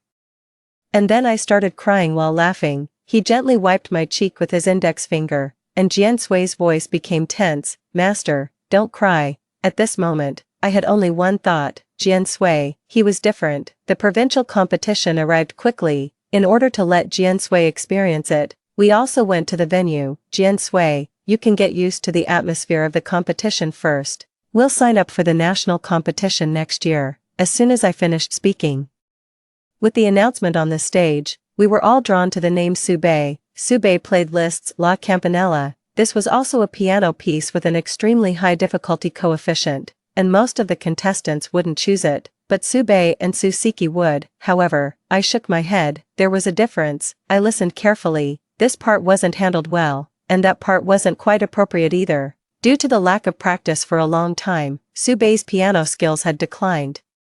He was much worse than before, but for him, winning a provincial championship was still more than enough. If I were them, I would immediately reflect on myself, adjust the rhythm, and put in more practice. But, I wasn't them, so after Sube won the first place that day, Susiki became even more complacent. She boasted a lot to the reporters. Sube is really amazing. Everyone in our base knows that he can get the first place without practicing. You asked about the future plans. This is just the beginning. He will win many first places, both in the country and in the world. No, if things continued like this, Sube would definitely be finished. But, it had nothing to do with me. I was just passing by with Jian Sui. Beyond the hustle and bustle of the crowd was another world. Sube was surrounded by flowers and applause. Those empty words found support and were exaggerated and promoted without restraint. Everyone accepted them without question and even exaggerated them. Jian Sui and I worked hard secretly, preparing for the national piano competition of the coming year. Time passed quickly. In the blink of an eye, the branches were lush and the leaves were dense, and the summer sun was shining brightly. It was another midsummer. I wasn't surprised at all when I saw Jian Sui's name in the semifinals. He was also the only teenager who made it into the national competition while wearing a hearing aid. the online comments about him also improved. He actually made it to the semifinals. He was the last person I expected. He's so amazing. My favorite is the genius Sube, and he's the next one I like. But there were still some who didn't think highly of him. This is as far as he can go. I bet he'll be eliminated in the next round. Everyone's goal was to reach the top of the mountain, yet some people thought that Jian Sui's limit was only the halfway up the mountain, just because of his hearing problem. There were such prejudices, but we were determined to break them. On the day of the final, countless people waited at the entrance, eager to catch a glimpse of the star of genius. Some even asked Sube for a photo and his autograph. At that time, Jian Sui and I had already arrived backstage. Jian Sui went on stage first. After giving him some instructions, Sube finally finished his business and came backstage. He looked at me lazily and said, "Do you regret it, Qingnian? Do you want me to give you an autograph?" Eyed him without mercy. "Are you selling regret medicine? You ask others if they regret it every time we meet. Sube, you'd better spend this time preparing your piano piece instead." He smiled. "Others may not know how amazing I am, but you definitely do." "He's crazy. Don't argue with an idiot." He was about to say something more, but was attracted by the sound of the piano. It was Jian Sui. The sound of the piano seemed to have the magic power to penetrate everything, and we were its devout believers. As time passed slowly, the corners of my mouth raised involuntarily. Jian Sui, he performed really, really well, so well that Sube's face changed suddenly. He mumbled, "It's impossible. How could he play so well? He's a deaf person. How could it be?"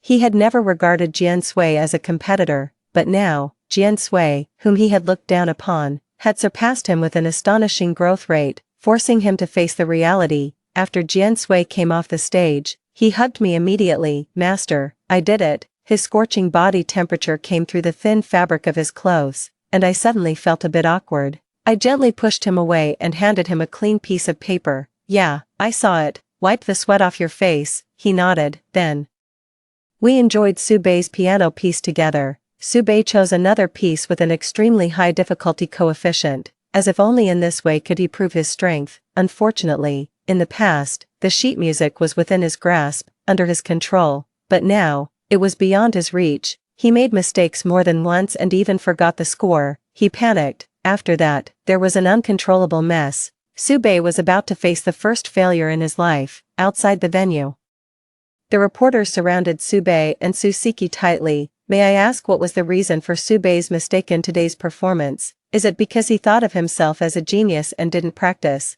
May I ask how Sube feels about being surpassed by Jian Sui? Did you expect this result? May I ask, Sube, what are your plans for the future?" The situation was completely reversed compared to before. Jian Sui and I were also surrounded.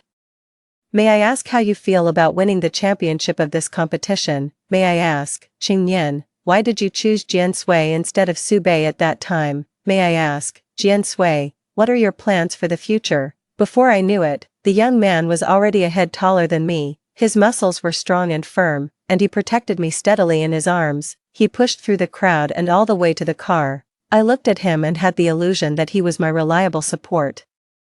In the evening, Jian Sui and I celebrated. While having dinner, I planned the future with him. "You're the national champion now, but don't be proud. In the future, you have to win the world championship. Also, you can't slack off in your practice. You still have to do the basic skills every day." He nodded while picking up food for me. In the smoke rising from the hot pot, a pair of hands with distinct knuckles were faintly visible. I swallowed involuntarily.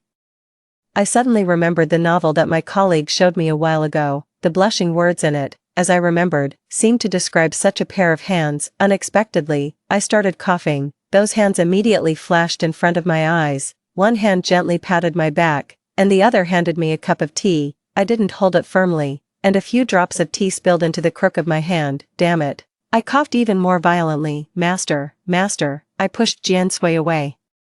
And I felt better only when those hands disappeared in front of my eyes. "I'm fine." That night, I suddenly woke up and saw a figure in front of me. I called out, "Jian Sui." He let out an and his voice was a bit hoarse. I asked with concern, "What's wrong with your throat? Was the hot pot too spicy tonight?"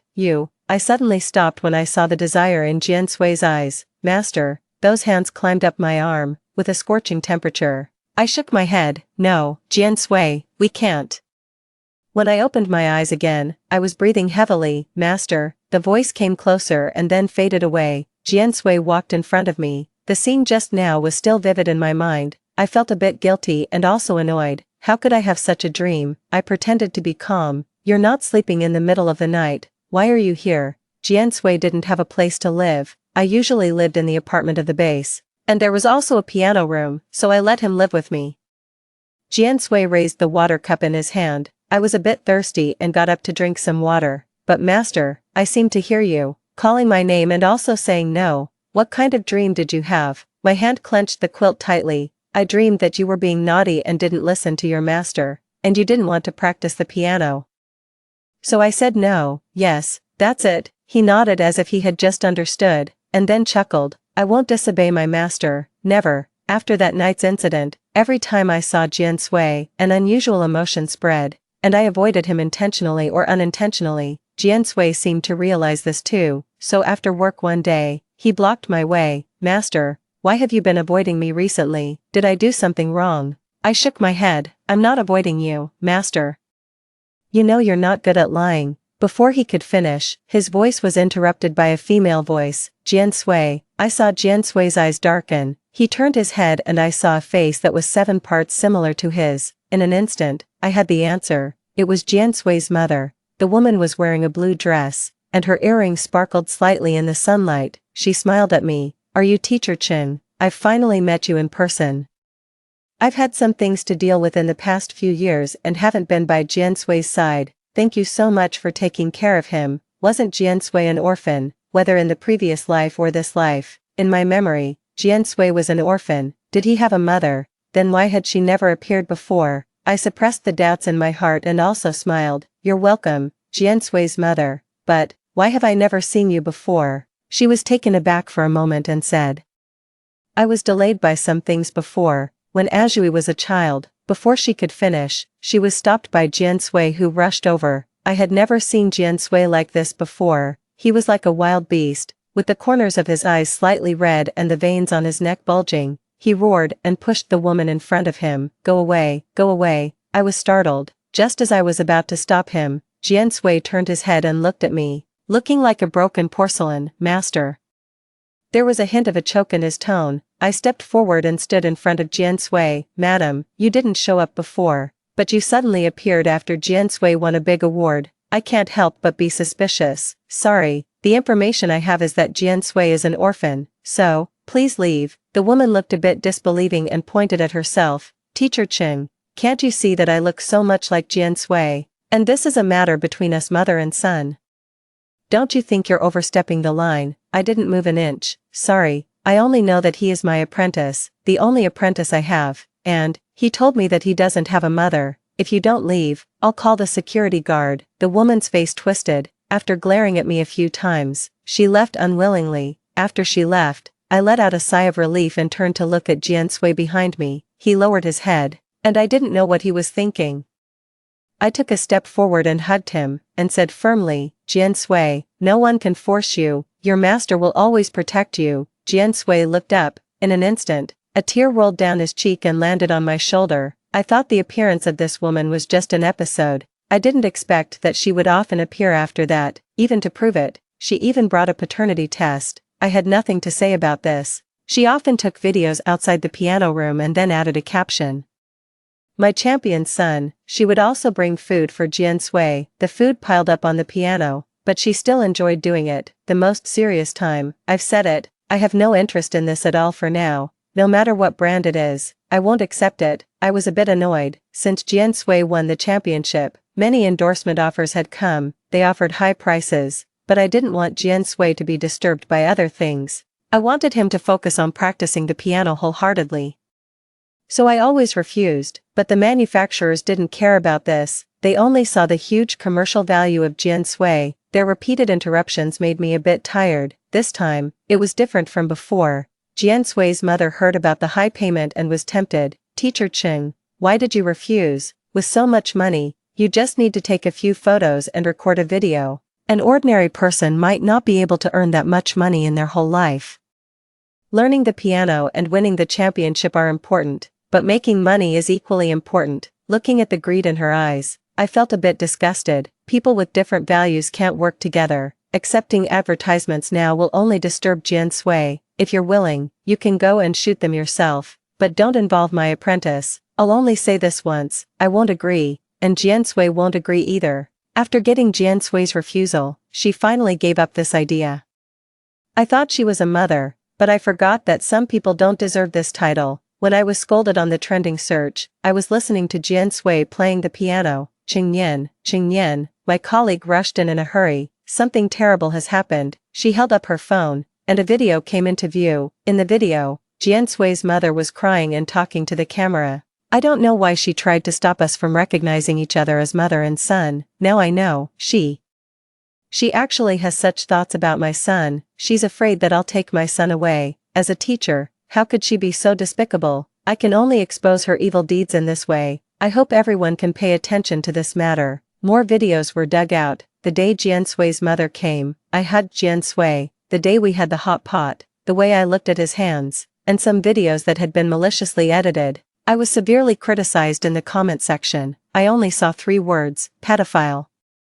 My mind went blank with a buzzing sound. It was as if I had returned to that dark time. The moral shackles forced me to submit, and countless people accused me, pedophile, so disgusting. How could she do that to such a young boy? Some people don't deserve to be teachers. Qingyan actually likes Su Bei. He's her apprentice, which is like her child. A mother likes her own child. One crime after another was piled on me. I was cast into hell and would never be able to be reborn. Master. The anxious voice brought my thoughts back. Looking at Jian Sui in front of me with distinct features, my heart sank even deeper. In my previous life, I could say with a clear conscience that I had a clear conscience. What about this life? It seemed that I felt guilty. Master, don't worry, don't listen to their nonsense. As he spoke, he got up and was about to leave. I grabbed him. Jian Sui, sit down, he shouted. Master, sit down, or I won't be your master from now on. Only then did he sit down reluctantly, play the piano, practice, and prepare for the world competition. Don't worry about anything else. His voice trembled at the end. Master, just do as I say. This was a crucial moment, and I couldn't ruin Jian Sui because of myself. He should go to the top of the mountain and overlook the scenery. He should keep moving forward. As for me, I was feeling a bit overwhelmed. Jian Sui's level had already surpassed mine. I could only chase after his figure, and it didn't matter if I couldn't catch up. As long as he was doing well, the situation continued to ferment, and my reputation got worse and worse. Even the people at the base looked at me with strange eyes. I had already expected the request Jian Sui made. Master, for the world competition, I plan to let my mother accompany me.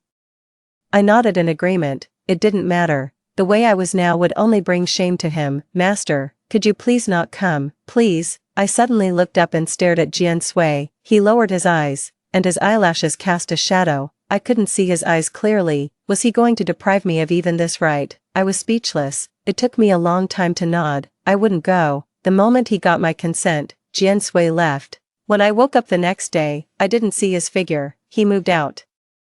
And everything about him at home disappeared. The world competition was approaching, and he should have already gone far away. I held a glass of milk, drank it slowly, and sat there in a daze. It was only when I started to feel itchy all over that I realized I was allergic to milk. How could I have forgotten? Coincidentally, at this moment, there was a sound at the door. My eyes lit up suddenly, and my heart started pounding. But when I saw who it was, my heart sank again. It was Su Bei.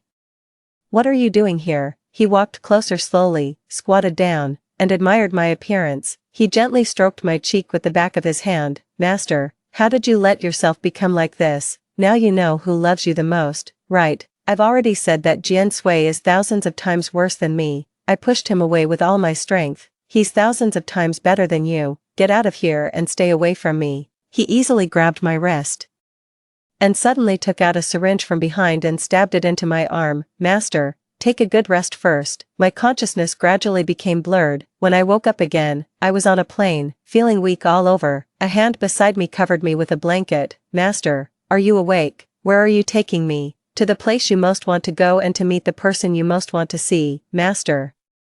Only when you see with your own eyes how Jian Sui shines under the spotlight and how he abandons you will you know how good I am. I tilted my head with great effort and looked at him. You did all of this, right? Since that girl appeared, I've been wondering, clearly, you are more dazzling, and Jian Sui was unknown, and even had a hearing problem. Why did you send that girl to approach Jian Sui? Later, Jian Sui's mother appeared. She hadn't shown up for such a long time.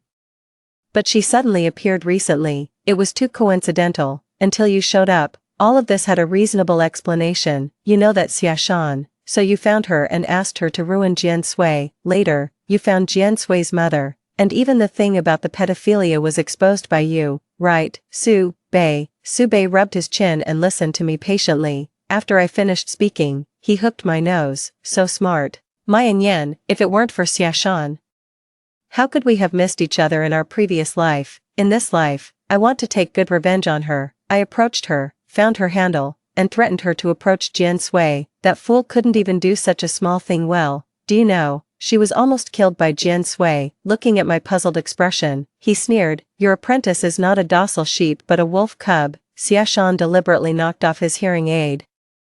I don't know why that old and shabby thing was so important to him. He directly went crazy and choked Xia Shan. If Xia Shan hadn't said she could fix it, she would have been choked to death by him. I looked at him coldly. You're talking nonsense. He shook his head and laughed. You know in your heart whether I'm talking nonsense or not. Later, I found Jian Sui's mother. That woman is not a good person at all. She's only interested in money. Actually, I didn't want to do this to you.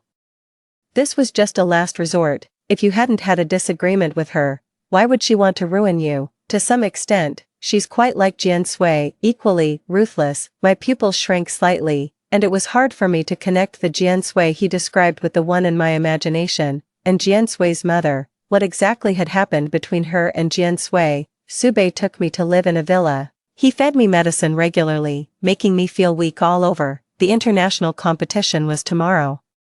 I didn't sleep all night. I was about to see Jian Sui soon, and I felt a bit nervous and uneasy. Sorry, Jian Sui, I broke my promise. On the day of the competition, Su Bei took me to sit in the audience. It seemed that everything had been prepared in advance, and our seats were quite close to the front, until Jian Sui went on stage. The only beam of light shone on him. He was wearing a suit, and he was still wearing that worn-out hearing aid by his ear. My young man, after being polished by time.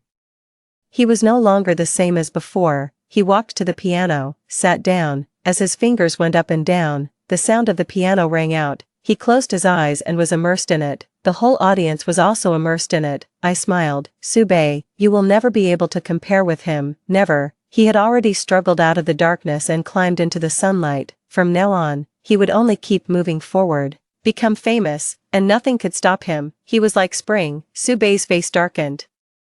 And after a moment, he smiled. Master, it doesn't matter. You will accompany me to sink into the darkness. Even if he reaches the peak, you won't be with him anymore. You were sacrificed by him. Looking at the stage, the piano piece came to an end. Jian Sui stopped playing. Amidst the thunderous applause, I whispered, I'm willing to endure it. Jian Sui won the world award, and he took off the laurel crown. His mother walked down in an expensive custom-made dress. Yes, I am Jian Sui's mother.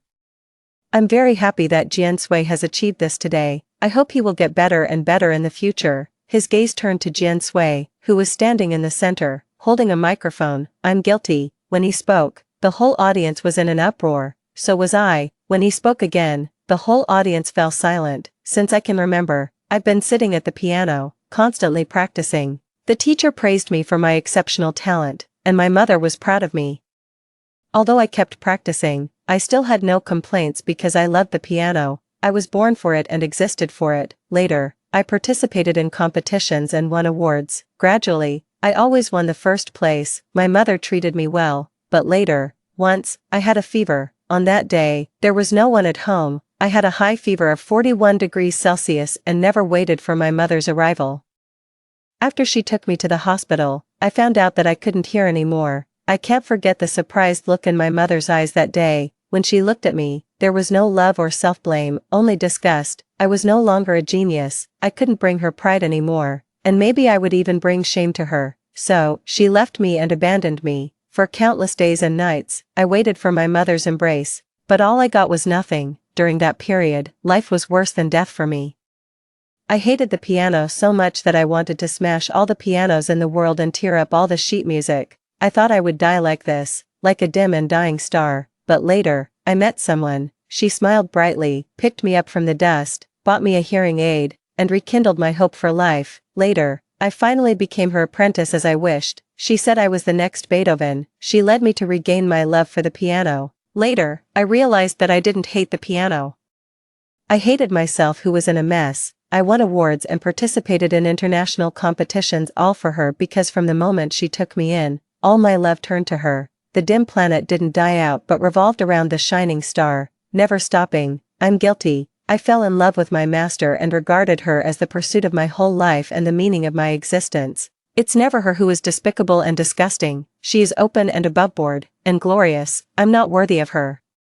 In the audience, I couldn't stop crying, and even his figure became blurred, turning into one halo after another. So, this was who he was. So, I had already met him. So, he had suffered so much. I couldn't imagine the feeling of powerlessness when he watched his talent being gradually taken away. What kind of darkness had he gone through? So, he refused to discard that hearing aid because I gave it to him. He didn't let me come, not because he was afraid that I would bring shame to him, but because he wanted to uncover his own scars in a way that was almost suicidal to explain for me. He knew the attention this competition would bring, so he even abandoned himself, just to clear my name. Jian Sui, you shouldn't. Was it worth it? Jian Sui's words caused a huge stir. The evil deeds done by Jian Sui's mother were exposed, and she was criticized all over the internet, unable to bear the pressure. She also exposed Su Bei, and at this moment, I was looking at Jian Sui. There was nothing but panic in Jian Sui's eyes. Master, why did you still come? I'm sorry for you. I'm so sorry that you still had to see me like this. I shook my head. Jian Sui, you are very, very good. I became stricter and stricter with Su Bei for his future, just to prepare him well for the next year's World Piano Competition. No, you are so dazzling. It's too common to fall in love with you, to the extent that I just realized it now. Extra story. Today was the day Su Bei participated in the national competition. I was delayed by some things and only got in the car now. Not long after the car started on the road, the driver turned in another direction. I asked anxiously, what's wrong? Could you drive faster? Master, I'm in a hurry. The driver sighed. Miss, it's not that I don't want to drive faster. There was a car accident ahead, and someone died. The road ahead is blocked. Now we have to take another route. I looked at the time and nodded. Okay, thank you for your trouble. The news kept broadcasting the car accident incident. I casually glanced at the name on it, Jian Sui. When Jian Sui died, he was happy. On the day Qing Yan was selecting people at school, he had a stomachache and wasn't there, so he missed the opportunity. It was a lifelong regret. So later, when he learned that someone wanted to kill Qing Yan in order to ruin Su Bei, he panicked. He couldn't come up with any solution in a short time. There was only one way, one life for another. However, it was worth it. Story 2. On the eve of the wedding, I accidentally saw Shen Yanzhou's phone. He had sent a video of me using crutches to a group chat. Guys, who understands this? Every time I see her limping, I feel like throwing up. If I had known I'd have to spend my life with someone I don't love, I'd rather be the one who lost a limb. I really want to run away from this wedding. The next moment, I was taken back to the moment of the car accident. As Shen Yanzhou wished, I didn't save him this time. This time, it was he who lost a leg and also became blind. When Shen Yanzhou went to take a shower, his phone started vibrating insanely. The moment I picked up the phone, I accidentally saw the messages on the screen. Let's just go out, get drunk, and then you won't be able to go through with the wedding tomorrow, or just disappear. Come back in a month.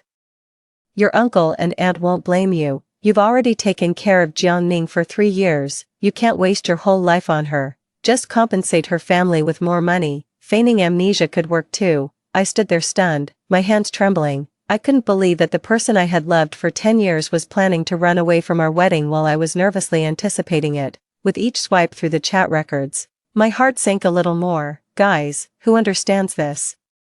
Every time I see her limping, I feel like throwing up. If I had known I'd have to spend my life with someone I don't love, I'd rather be the one who lost a limb. If it weren't for the value of Zhang's company, I wouldn't have endured this long. Every line dripped with disdain for me. He even shared a video of me using crutches in the group chat. In the video, my left leg was missing from the knee down. When the car accident happened 3 years ago, I didn't hesitate to throw myself towards Shen Yanzhou. I took most of the impact for him and lost my left leg as a result. I was a dancer, and now I had lost my leg. I fell into despair and extreme breakdown, but I remember Shinyenjo's eyes filled with pain for me. He gently lifted me up and patiently helped me practice walking again and again. He promised, whispering in my ear, "Ning, don't give up.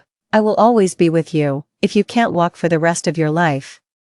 Then I will be your legs forever." But the chat records in front of me slapped me harshly across the face. The video he specially filmed to encourage me had become their material for mockery. My efforts to walk seemed utterly ridiculous in his eyes. When I was sobbing uncontrollably, Shinyenjo entered the room. "Ning, what's wrong?" Seeing my tear-stained face, Shinyenjo's voice was clearly tense. He gently kissed my forehead. "Are you too nervous about getting married tomorrow?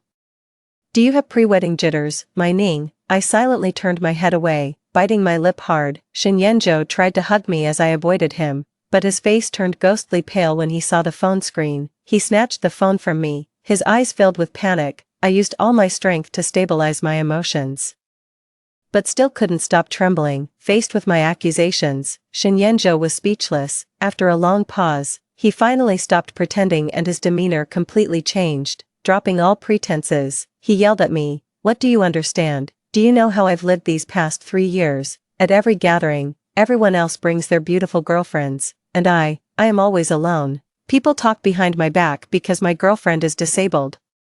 I also want to experience the joy of normal people." Every word from Shinyenjo cut into me mercilessly, each one torturing my heart with relentless cruelty. His look towards me was both pitying and mocking, as if the tenderness of these 3 years was merely charity he bestowed upon me. "If possible, I wish you had never saved me." My fingernails had already dug deep into my palms. In that moment, I couldn't tell which pain was greater. A burning sensation of suffocation overwhelmed my mind.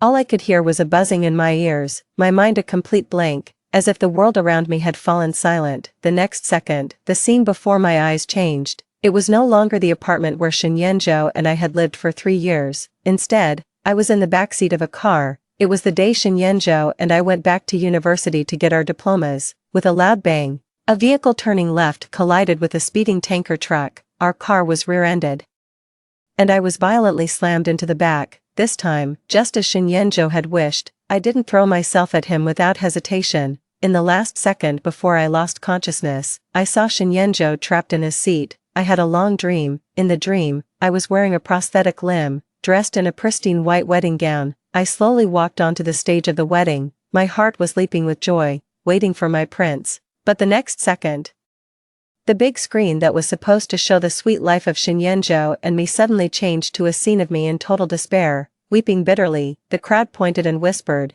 and my groom took the hand of another girl smoothly. He smiled and said, "Jiang Ning, forgive me. I can't spend my life with someone I don't love. I can give you a lot of money, but I can't take care of you anymore. My heart has always belonged only to Ruoshi." I was left alone at the wedding venue. Everyone's eyes filled with pity. I felt like a clown abandoned by the world. Never before had I hated someone so intensely, the overwhelming hatred nearly consuming me. Stumbling like a madwoman, the scene shifted, and I found myself on the rooftop of a hotel. My white wedding dress fluttered in the wind. I spread my wings like a butterfly. The only sound was my mother's piercing cries. When I woke up in the hospital, Shinyenjo was already in the emergency room. For a moment, I was stunned, unable to believe I had really come back. I thought it had all been a dream, but pinching the flesh on my left leg, I felt real pain. Overjoyed, tears streamed down my face. My mother held me in her arms, her warm tears soaking my clothes. "Ah Ning, you almost scared me to death." I could hear the tremble in her voice, the relief of having survived a disaster. "It's just a pity about Yanzhou." I remembered the last time I woke up, my mother trying to hold back her tears, and the chaotic, mournful cries at the wedding. Everything seemed like a lifetime ago. "It's good, I have a chance to start over." Ignoring my pain, I limped to the emergency room door, only to hear the overwhelming cries of Shin's family. "We can't amputate. How can we amputate? Yanzhou is so proud. How can he accept this?" It was the voice of Shin's mother crying in agony, but no matter how much Shin's family pleaded, the doctor still shook his head regretfully. "It's a comminuted fracture, and there are clots in the patient's brain. It's very dangerous now. If we don't operate soon, we might miss the best treatment window." In the end, Shin Yanzhou was amputated, but his situation was even more tragic than mine had ever been. His left leg, from the hip down, was completely removed. The doctor also mentioned that due to unresolved clots in his brain, Shenyan was very likely to go blind. Over the next 2 days, I frequently visited Shenyan. The person on the bed was pale and motionless, nothing like the once proud and indomitable Shenyan. I silently stayed in the hospital room, determined to wait for him to wake up, ignoring even my own injuries. To others, it was obvious that I deeply loved Shenyan. Even Shen's mother urged me to go home and rest. I stubbornly shook my head, squeezing out a few tears. She said, "I'm fine. I want to be here when Yanzhou wakes up. I'm afraid he'll be upset, actually." I just wanted to see Shenyan wake up with my own eyes, and to tell him in person, "You look disgustingly helpless." How would the darling of the stars, once so revered, react upon discovering not only has he lost his limbs but also his sight? Finally, on the 5th day, Shenyan woke up. As soon as I entered, I saw the mess all over the floor. Surely the work of Shenyan. A caregiver was cleaning up the debris. Mother Shen looked worried, her eyes red. Clearly she had just cried. Though just awakened, Shenyan, despite his frailty, still had the energy to be angry. It seemed he wasn't yet at his breaking point. Perhaps I had underestimated him. Shenyan lay in bed, his eyes lifeless, like a doll devoid of life. As the doctor had said, due to the pressure of a brain clot, Shenyan had lost his sight, but it was temporary. Once his condition stabilized and the clot was removed, he would be able to see again. Mother Shen pointed to Shenyan's leg and then shook her head at me. I suddenly realized Shenyan didn't know his leg was gone, but how could I fulfill his wish? Of course, I pretended not to see. I quickly walked over to Shenyan and held his hand tightly, crying uncontrollably. I said, "Yanzhou, pull yourself together. We can get a prosthetic leg, and you can still ride horses and race cars." I knew Shenyan would break down, but I didn't expect him to lose control so severely. Suddenly, he gripped my hand tightly, his voice tense. "What did you say? Say it again." I was startled, but couldn't pull away. Enduring the pain in my hand, I continued to comfort him. "Yanzhou, if you want to cry, just cry. I'll always be here with you." Shenyan, as if mad, tore off the four from his hand and struggled to feel for his leg, but he felt nothing. He was stunned at first. Then his whole body began to tremble. He roared and fiercely pounded on his right leg. Veins bulging on his hand, Mother Shen cried and tried to pull Shenyan away, but he pushed her back. The room was left with only his hoarse, desperate shouting, "Get out, all of you get out." After a long while, Shenyan seemed exhausted. He let go, his expression desolate. His low sobbing continued, like a trapped beast, as I stood by. I sneered coldly, tears rolling down my face, but I wasn't crying for Shenyan. It was as if I was seeing myself from the past. In my previous life, when I first learned that I had lost my limbs, I felt the same despair. I had studied ballet for 18 years, even my teacher said I was the brightest star on the stage, but without my legs, my dream was shattered. I will always remember those darkest days. I locked myself in my room all day, unwilling to see anyone. Just wanting to hide in a corner where no one could find me. Anything could trigger my sensitive nerves. I couldn't help but self-harm, even thought about suicide. It was Shenyan who broke down the locked door and carried me out of a pool of blood. He held me tightly in his arms, gently kissing my cheeks. "Ah Ning, I'm sorry, I failed to protect you. If you want to blame someone, blame me, just don't hurt yourself." Shenyan convinced my parents, took me to his apartment, and vowed to take care of me for life, but in the end, it was all a sham. After our engagement, Shenyan used the Jiang family's superior resources over the Shen family to rapidly expand the Shen Group's business empire. In just 3 years, the Shen Group became one of the leading enterprises in the capital, far surpassing the Jiang family's business. He even deliberately sabotaged the Jiang family in a land bid, suppressing them both overtly and covertly. I had heard my mother mention it gently a few times, but at that time, I was too dependent on Shenyan and didn't realize what the person I loved most was plotting. It wasn't until I saw those chat messages that I realized just how badly I had misunderstood everything. Looking at Shenyan lying in agony on the bed, a thought emerged in my mind. Since I had been given a second chance at life, I was determined to repay Shenyan for everything he had done to me. He didn't like me, did he?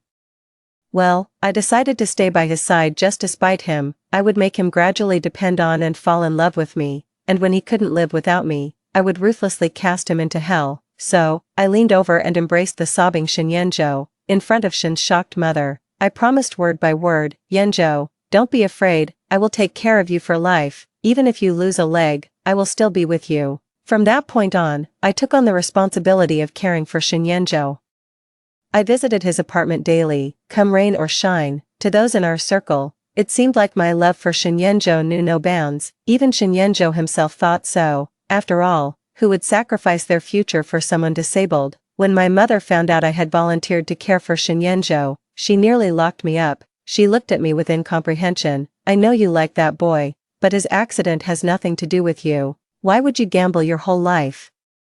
I was reminded again of Shinyenjo's cold questioning. Jiangning, go ask your parents how they pressured me. I didn't know what methods my parents used to make Shinyenjo compromise. Regardless of how reluctant and resentful he was, he even managed to suppress his disgust to care for me for 3 years. But I would never get an answer to that now. After assuring her that I was fully aware of what I was doing, my mother finally relented. As before, after losing a limb, Shinyenjo became irritable and quick-tempered. Being blind made him even more sensitive and suspicious. He would complain about the loud footsteps of the caretakers or criticize the chef's cooking. In just half a month, he had replaced several caretakers. He smashed things at his bedside countless times. No one could soothe Shinyenjo, except for me, because I alone knew of Shinyenjo's pride. I knew what he needed and what he was most sensitive about. When he pursed his lips unintentionally, I would promptly bring him a cup of hot water. When he shifted restlessly, I would help him to the bathroom. Shinyenjo didn't like the meals prepared by the chefs, but he enjoyed the soups I made. No one knew how many times I had made soup for Shinyenjo in our past life. I knew his preferences all too well. In less than a month, all the servants and caretakers had been driven out by Shinyenjo. From then on, only I could enter his room. Sometimes Shinyenjo would show a confused expression. "Ah Ning, you are so good to me, but Ning, I don't deserve you now. You really don't have to." I knew Shinyenjo had begun to rely on me, but what I wanted was still far from enough. I placed my finger on his lips, my voice as gentle as water. "I know everything. I just care about you deeply, and as long as you can recover, nothing else matters to me." Shinyenjo didn't say anything more, but his eyes softened even further, with my attentive care. Shinyenjo's temper gradually improved. He smashed things much less frequently. Shinyenjo was clearly becoming more dependent on me, but I knew he hadn't completely fallen in love with me yet, because he still harbored feelings for his first love deep down. As his physical condition improved, it became possible to remove the blood clots in Shinyenjo's brain. The Shin family hired one of the top surgeons in the country for the operation. The surgery was a success. On the day the bandages were removed, Shinyenjo's mood visibly lifted. His eyes constantly wandered to the door. I knew who he was waiting for. After numerous glances, a figure in white finally appeared. Chinruoshi was a talented dancer from University A and my roommate. Many people referred to us as the two beauties of the dance department at University A, graceful in stature and skilled in dance. In our sophomore year, Shinyenjo had almost fallen in love with Chinruoshi at first sight. Ever since then, whenever Shinyenjo came to see me, it was actually for Chinruoshi. I've liked Shinyenjo for 10 years, and it would be a lie to say it hasn't been hard. Although Shinyenjo has never rejected me, he has also never directly responded to my feelings. I knew I had lost completely and had quietly stepped back, yet, it seemed that the two of them were not together either. I was never jealous of Chinruoshi. It was only the eve of the wedding. When I found their chat history on Shinyenjo's phone, "Yenjo, I've missed you these 3 years." "Me too. I regret not accepting you when you liked me. Only now do I realize that you are the one I truly love." "Yenjo, if I come back to snatch the wedding, would you go with me?" "I would, every day since being reborn." Whenever I think of those words, I still feel sick to my stomach. I wanted to see if Chinruoshi, who had publicly snatched a wedding in a previous life, would still love Shinyenjo. So, as Chinruoshi tearfully pitied Shinyenjo, I brought the tools to change his dressing. "Yenjo, it's time to change your dressing." The ambiguous atmosphere was abruptly halted, and the air froze for a moment. I hesitated and then stood there embarrassed. "Is this a bad time?" "But the doctor said the dressing needs to be changed at this time every day." "It's fine, Jiangning, give it to me. I can take care of Yenjo." Chinruoshi took the things from my hands, preparing to change Shinyenjo's dressing. Seeing Chinruoshi take initiative, of course, I was pleased. I was afraid she wouldn't witness this scene. As Chinruoshi carefully removed the gauze from Shinyenjo's leg, she was visibly shocked. Shinyenjo's left leg had been amputated from the thigh, The amputation site was still healing, the wound was raised and ghastly, the scars spread wildly across the skin like a fierce beast, chilling to the core. With a clang, the medicine bottle in Chinruoshi's hand fell and shattered on the floor. She also visibly stepped back, her face showed shock and fear, the atmosphere froze again. And the room was so quiet that even everyone's breathing could be heard. Yenjo, I'm sorry, I didn't mean to. Chinruoshi's voice trembled, and in Shinyenjo's eyes were hurt and disappointment. You two talk, I'll step out. Not wanting to get involved in their entanglement, I tactfully left the room. I heard Shinyenjo's hoarse voice questioning, are you that afraid of me? Am I so frightening? Yenjo, I really didn't mean it, Chinruoshi stuttered, her voice filled with suppressed sobs. Soon after, there was the sound of things being thrown inside. I couldn't help but sneer. Shinyenjo was indeed angered again. Apart from throwing things in a fit, it seemed he couldn't do much else. Then came Shinyenjo's roar, get out, the farther the better, never come back, never appear in front of me again. Chinruoshi ran out of the room crying. As she ran past me, she glared fiercely at me without turning her head. The flowers Chinruoshi had brought were all thrown out by Shinyenjo, almost hitting my face. I slightly curled my lips. So-called true love in the face of disability is nothing more than this. Due to Chinruoshi's provocation, Shinyenjo's barely stabilized emotions began to collapse again. He became extremely angry again. He smashed things repeatedly and even cursed. When Shinyenjo smashed his phone again, I finally saw a hint of impatience on Shin's mother's face. After all, the Shin family didn't have only one son. Since Shinyenjo became disabled, Shin's father has only visited him once. I could tell that Shin's father had given up on his son Shinyenjo. Shin's mother has also been overwhelmed lately, not only dealing with another woman and an illegitimate child but also managing the company's affairs. Moreover, with Shinyenjo's volatile mood, I guess no one could tolerate it for too long. Mrs. Shin no longer visited Shinyenjo every day, opting to come every few days instead. Shinyenjo seemed to sense the change in his mother, and his temper flared more frequently. Whenever Shinyenjo lost his temper, I would silently stand behind the door and watch. Since he didn't allow strangers close, the servants dared not approach. When he demanded water, I pretended not to hear. Only after he shouted several times and became furious would I cleverly appear. Then, I would hold his hand tightly and gently soothe him. Yenjo, I'm sorry, I was making soup and didn't hear you call. I'll make sure to come quicker next time. Don't be angry, it's not good for your health.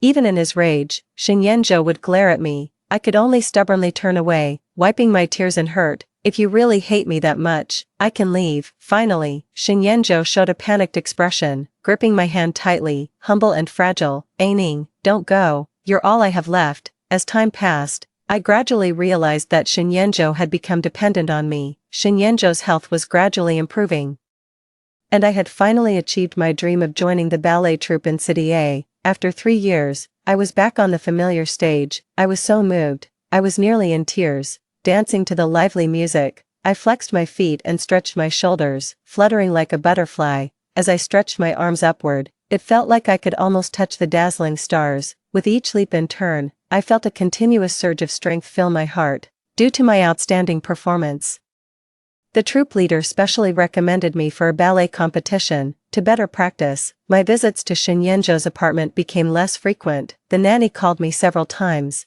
It wasn't until I finally made time to visit the apartment that the nanny sighed in relief. Miss Jiang, you finally came. The young master has been losing his temper, and we couldn't calm him down. As soon as I entered, I saw Shinyenjo's expressionless face. He immediately began to interrogate me.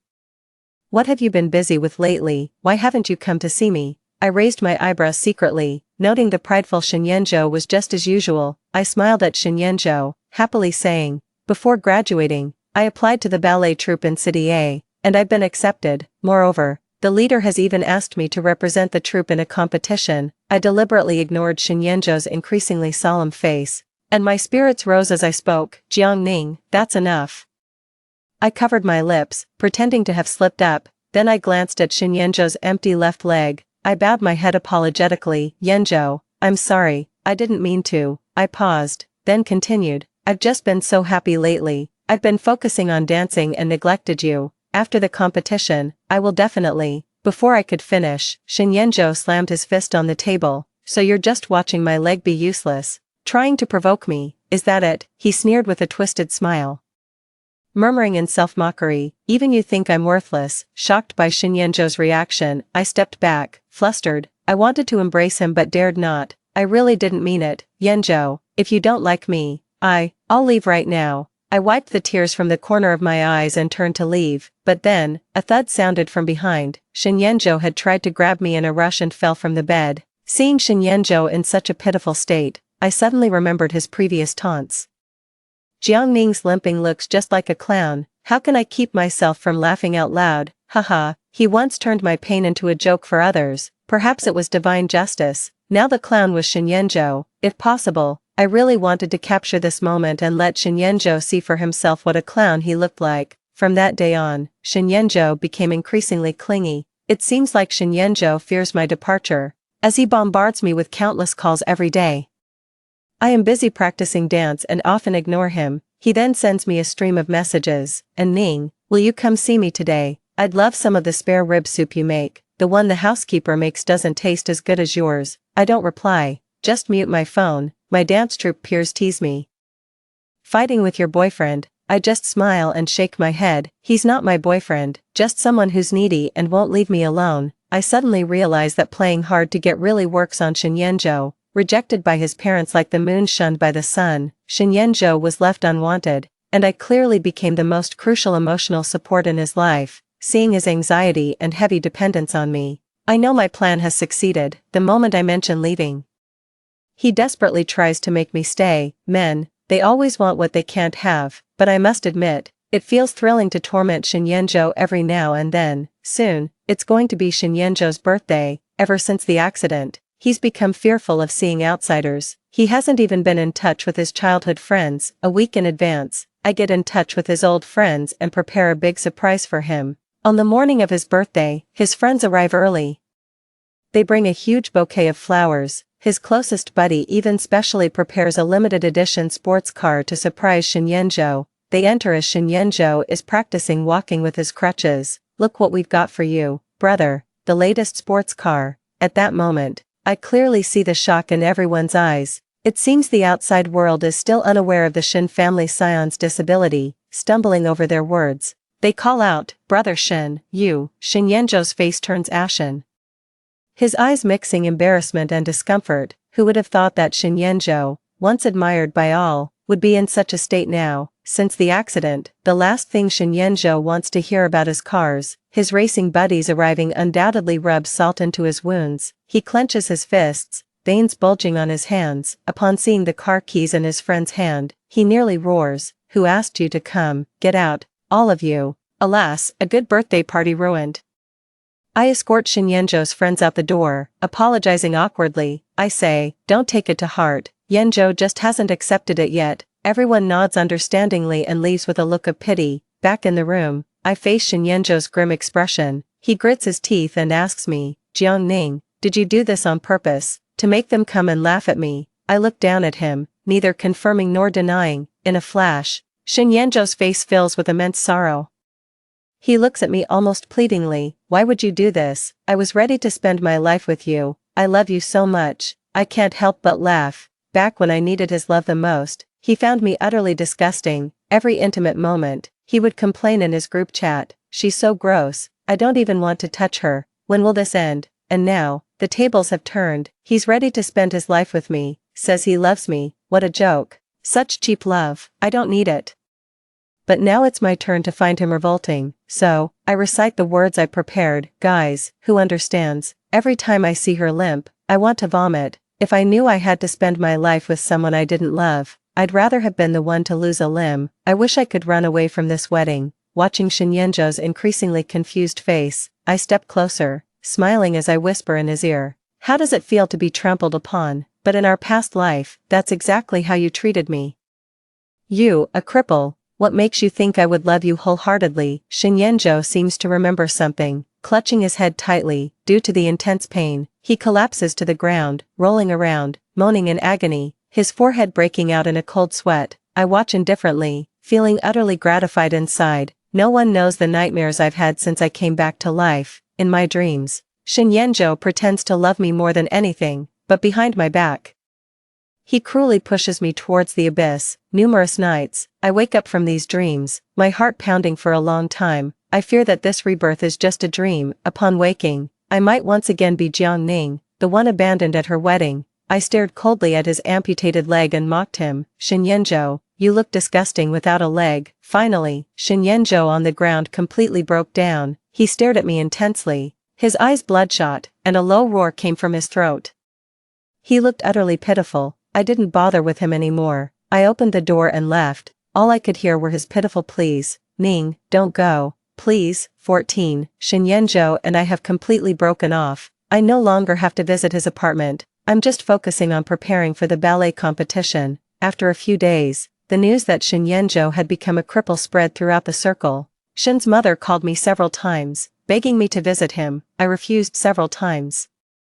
But she persisted. Ning, please go see Yanzhou. He won't listen to us. Only you can comfort him. Please, for all the kindness I've shown you over the years, find some time to visit him in the hospital. After hanging up, I couldn't help but laugh. After how I treated Shen Yanzhou, he still wanted me to visit him. Wasn't he afraid I might say something to hurt him again? To focus on the competition, I chose to ignore it. I practiced day and night. No one knows how much sweat I shed, only I know.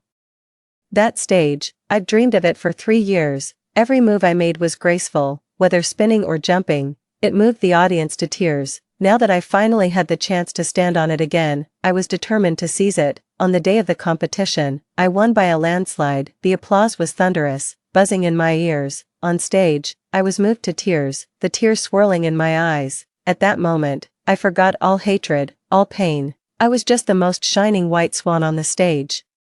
It felt like a huge weight had finally been lifted from my heart. After the competition, I received a call from Shen Yanzhou. His voice was gentle, even faintly cheerful. Ning, congratulations. Thank you, I replied, somewhat distracted. I heard Shen Yanzhou take a deep breath. Ning, I remember everything now. I wronged you, played with your feelings. You have every right to hate me, but I never intended for you to die. I turned my head towards the flickering neon lights, not responding. Ning. Besides hatred, do you feel anything else? Nothing. I cut him off decisively. Some things are doomed from the start and cannot be undone. There was a brief silence on the other end of the phone. Finally, I heard him say, okay, I understand. 15. The next time I saw Shen Yanzhou, it was in the hospital corridor. He looked pale and weary in his wheelchair. The once vibrant young man now seemed like an old man at the end of his life. The caregiver told me Shen Yanzhou had refused treatment, and his injuries from the car accident had worsened, because Shen Yanzhou had become disabled. In just half a year, the Shen family's illegitimate child was openly brought back and took over the family business as if it was the most natural succession. Shen's mother was so angry she had to be hospitalized, and the Shen family was in complete turmoil, and Shen Yanzhou seemed to have no desire to fight it. Day after day, he stayed in his apartment, staring blankly at the begonias in the courtyard. When our eyes met, Shen Yanzhou was visibly startled. There was an undeniable hope in his eyes. Jiang Ning, are you here for me? After asking, he laughed self-deprecatingly. Why would you hate me? He looked at me cautiously. Jiang Ning. If there's a next life, would you forgive me? I smiled faintly at him. Shen Yanzhou, it's all in the past. I don't hate you anymore, but I also don't want to forgive you. As I spoke, the faint glimmer in Shen Yanzhou's eyes finally vanished, turning somber. Although I no longer hated him, I could never forget the anger I felt when I learned the truth. I can't bring myself to hate, nor can I forgive. The last news I heard about Shen Yanzhou was of his death, the heir of the Shen family. Shen Yanzhou took his own life at 3 in the morning in his private apartment at Haitang Bay. He died by slashing his wrists, and beside him was a bouquet of bright begonias. Begonias are my favorite flowers. In a past life, to make me happy, Shen Yanzhou planted a garden full of them. Perhaps at that time, Shen Yanzhou truly cared for me. As the breeze drifts through the window, stirring my thoughts, I seem to see once again that boy I once truly adored. When I won a competition, he would present me with a bouquet of flowers. He'd take me out to celebrate all night long. If I did poorly on a test and got scolded, he'd drag me to the library to study. When I was so mad I couldn't speak, he would tap my forehead with a mix of frustration and affection. I'd also squeeze through the crowd, foolishly clutching his backpack, watching him play a game of basketball. Then, riding our bikes home together.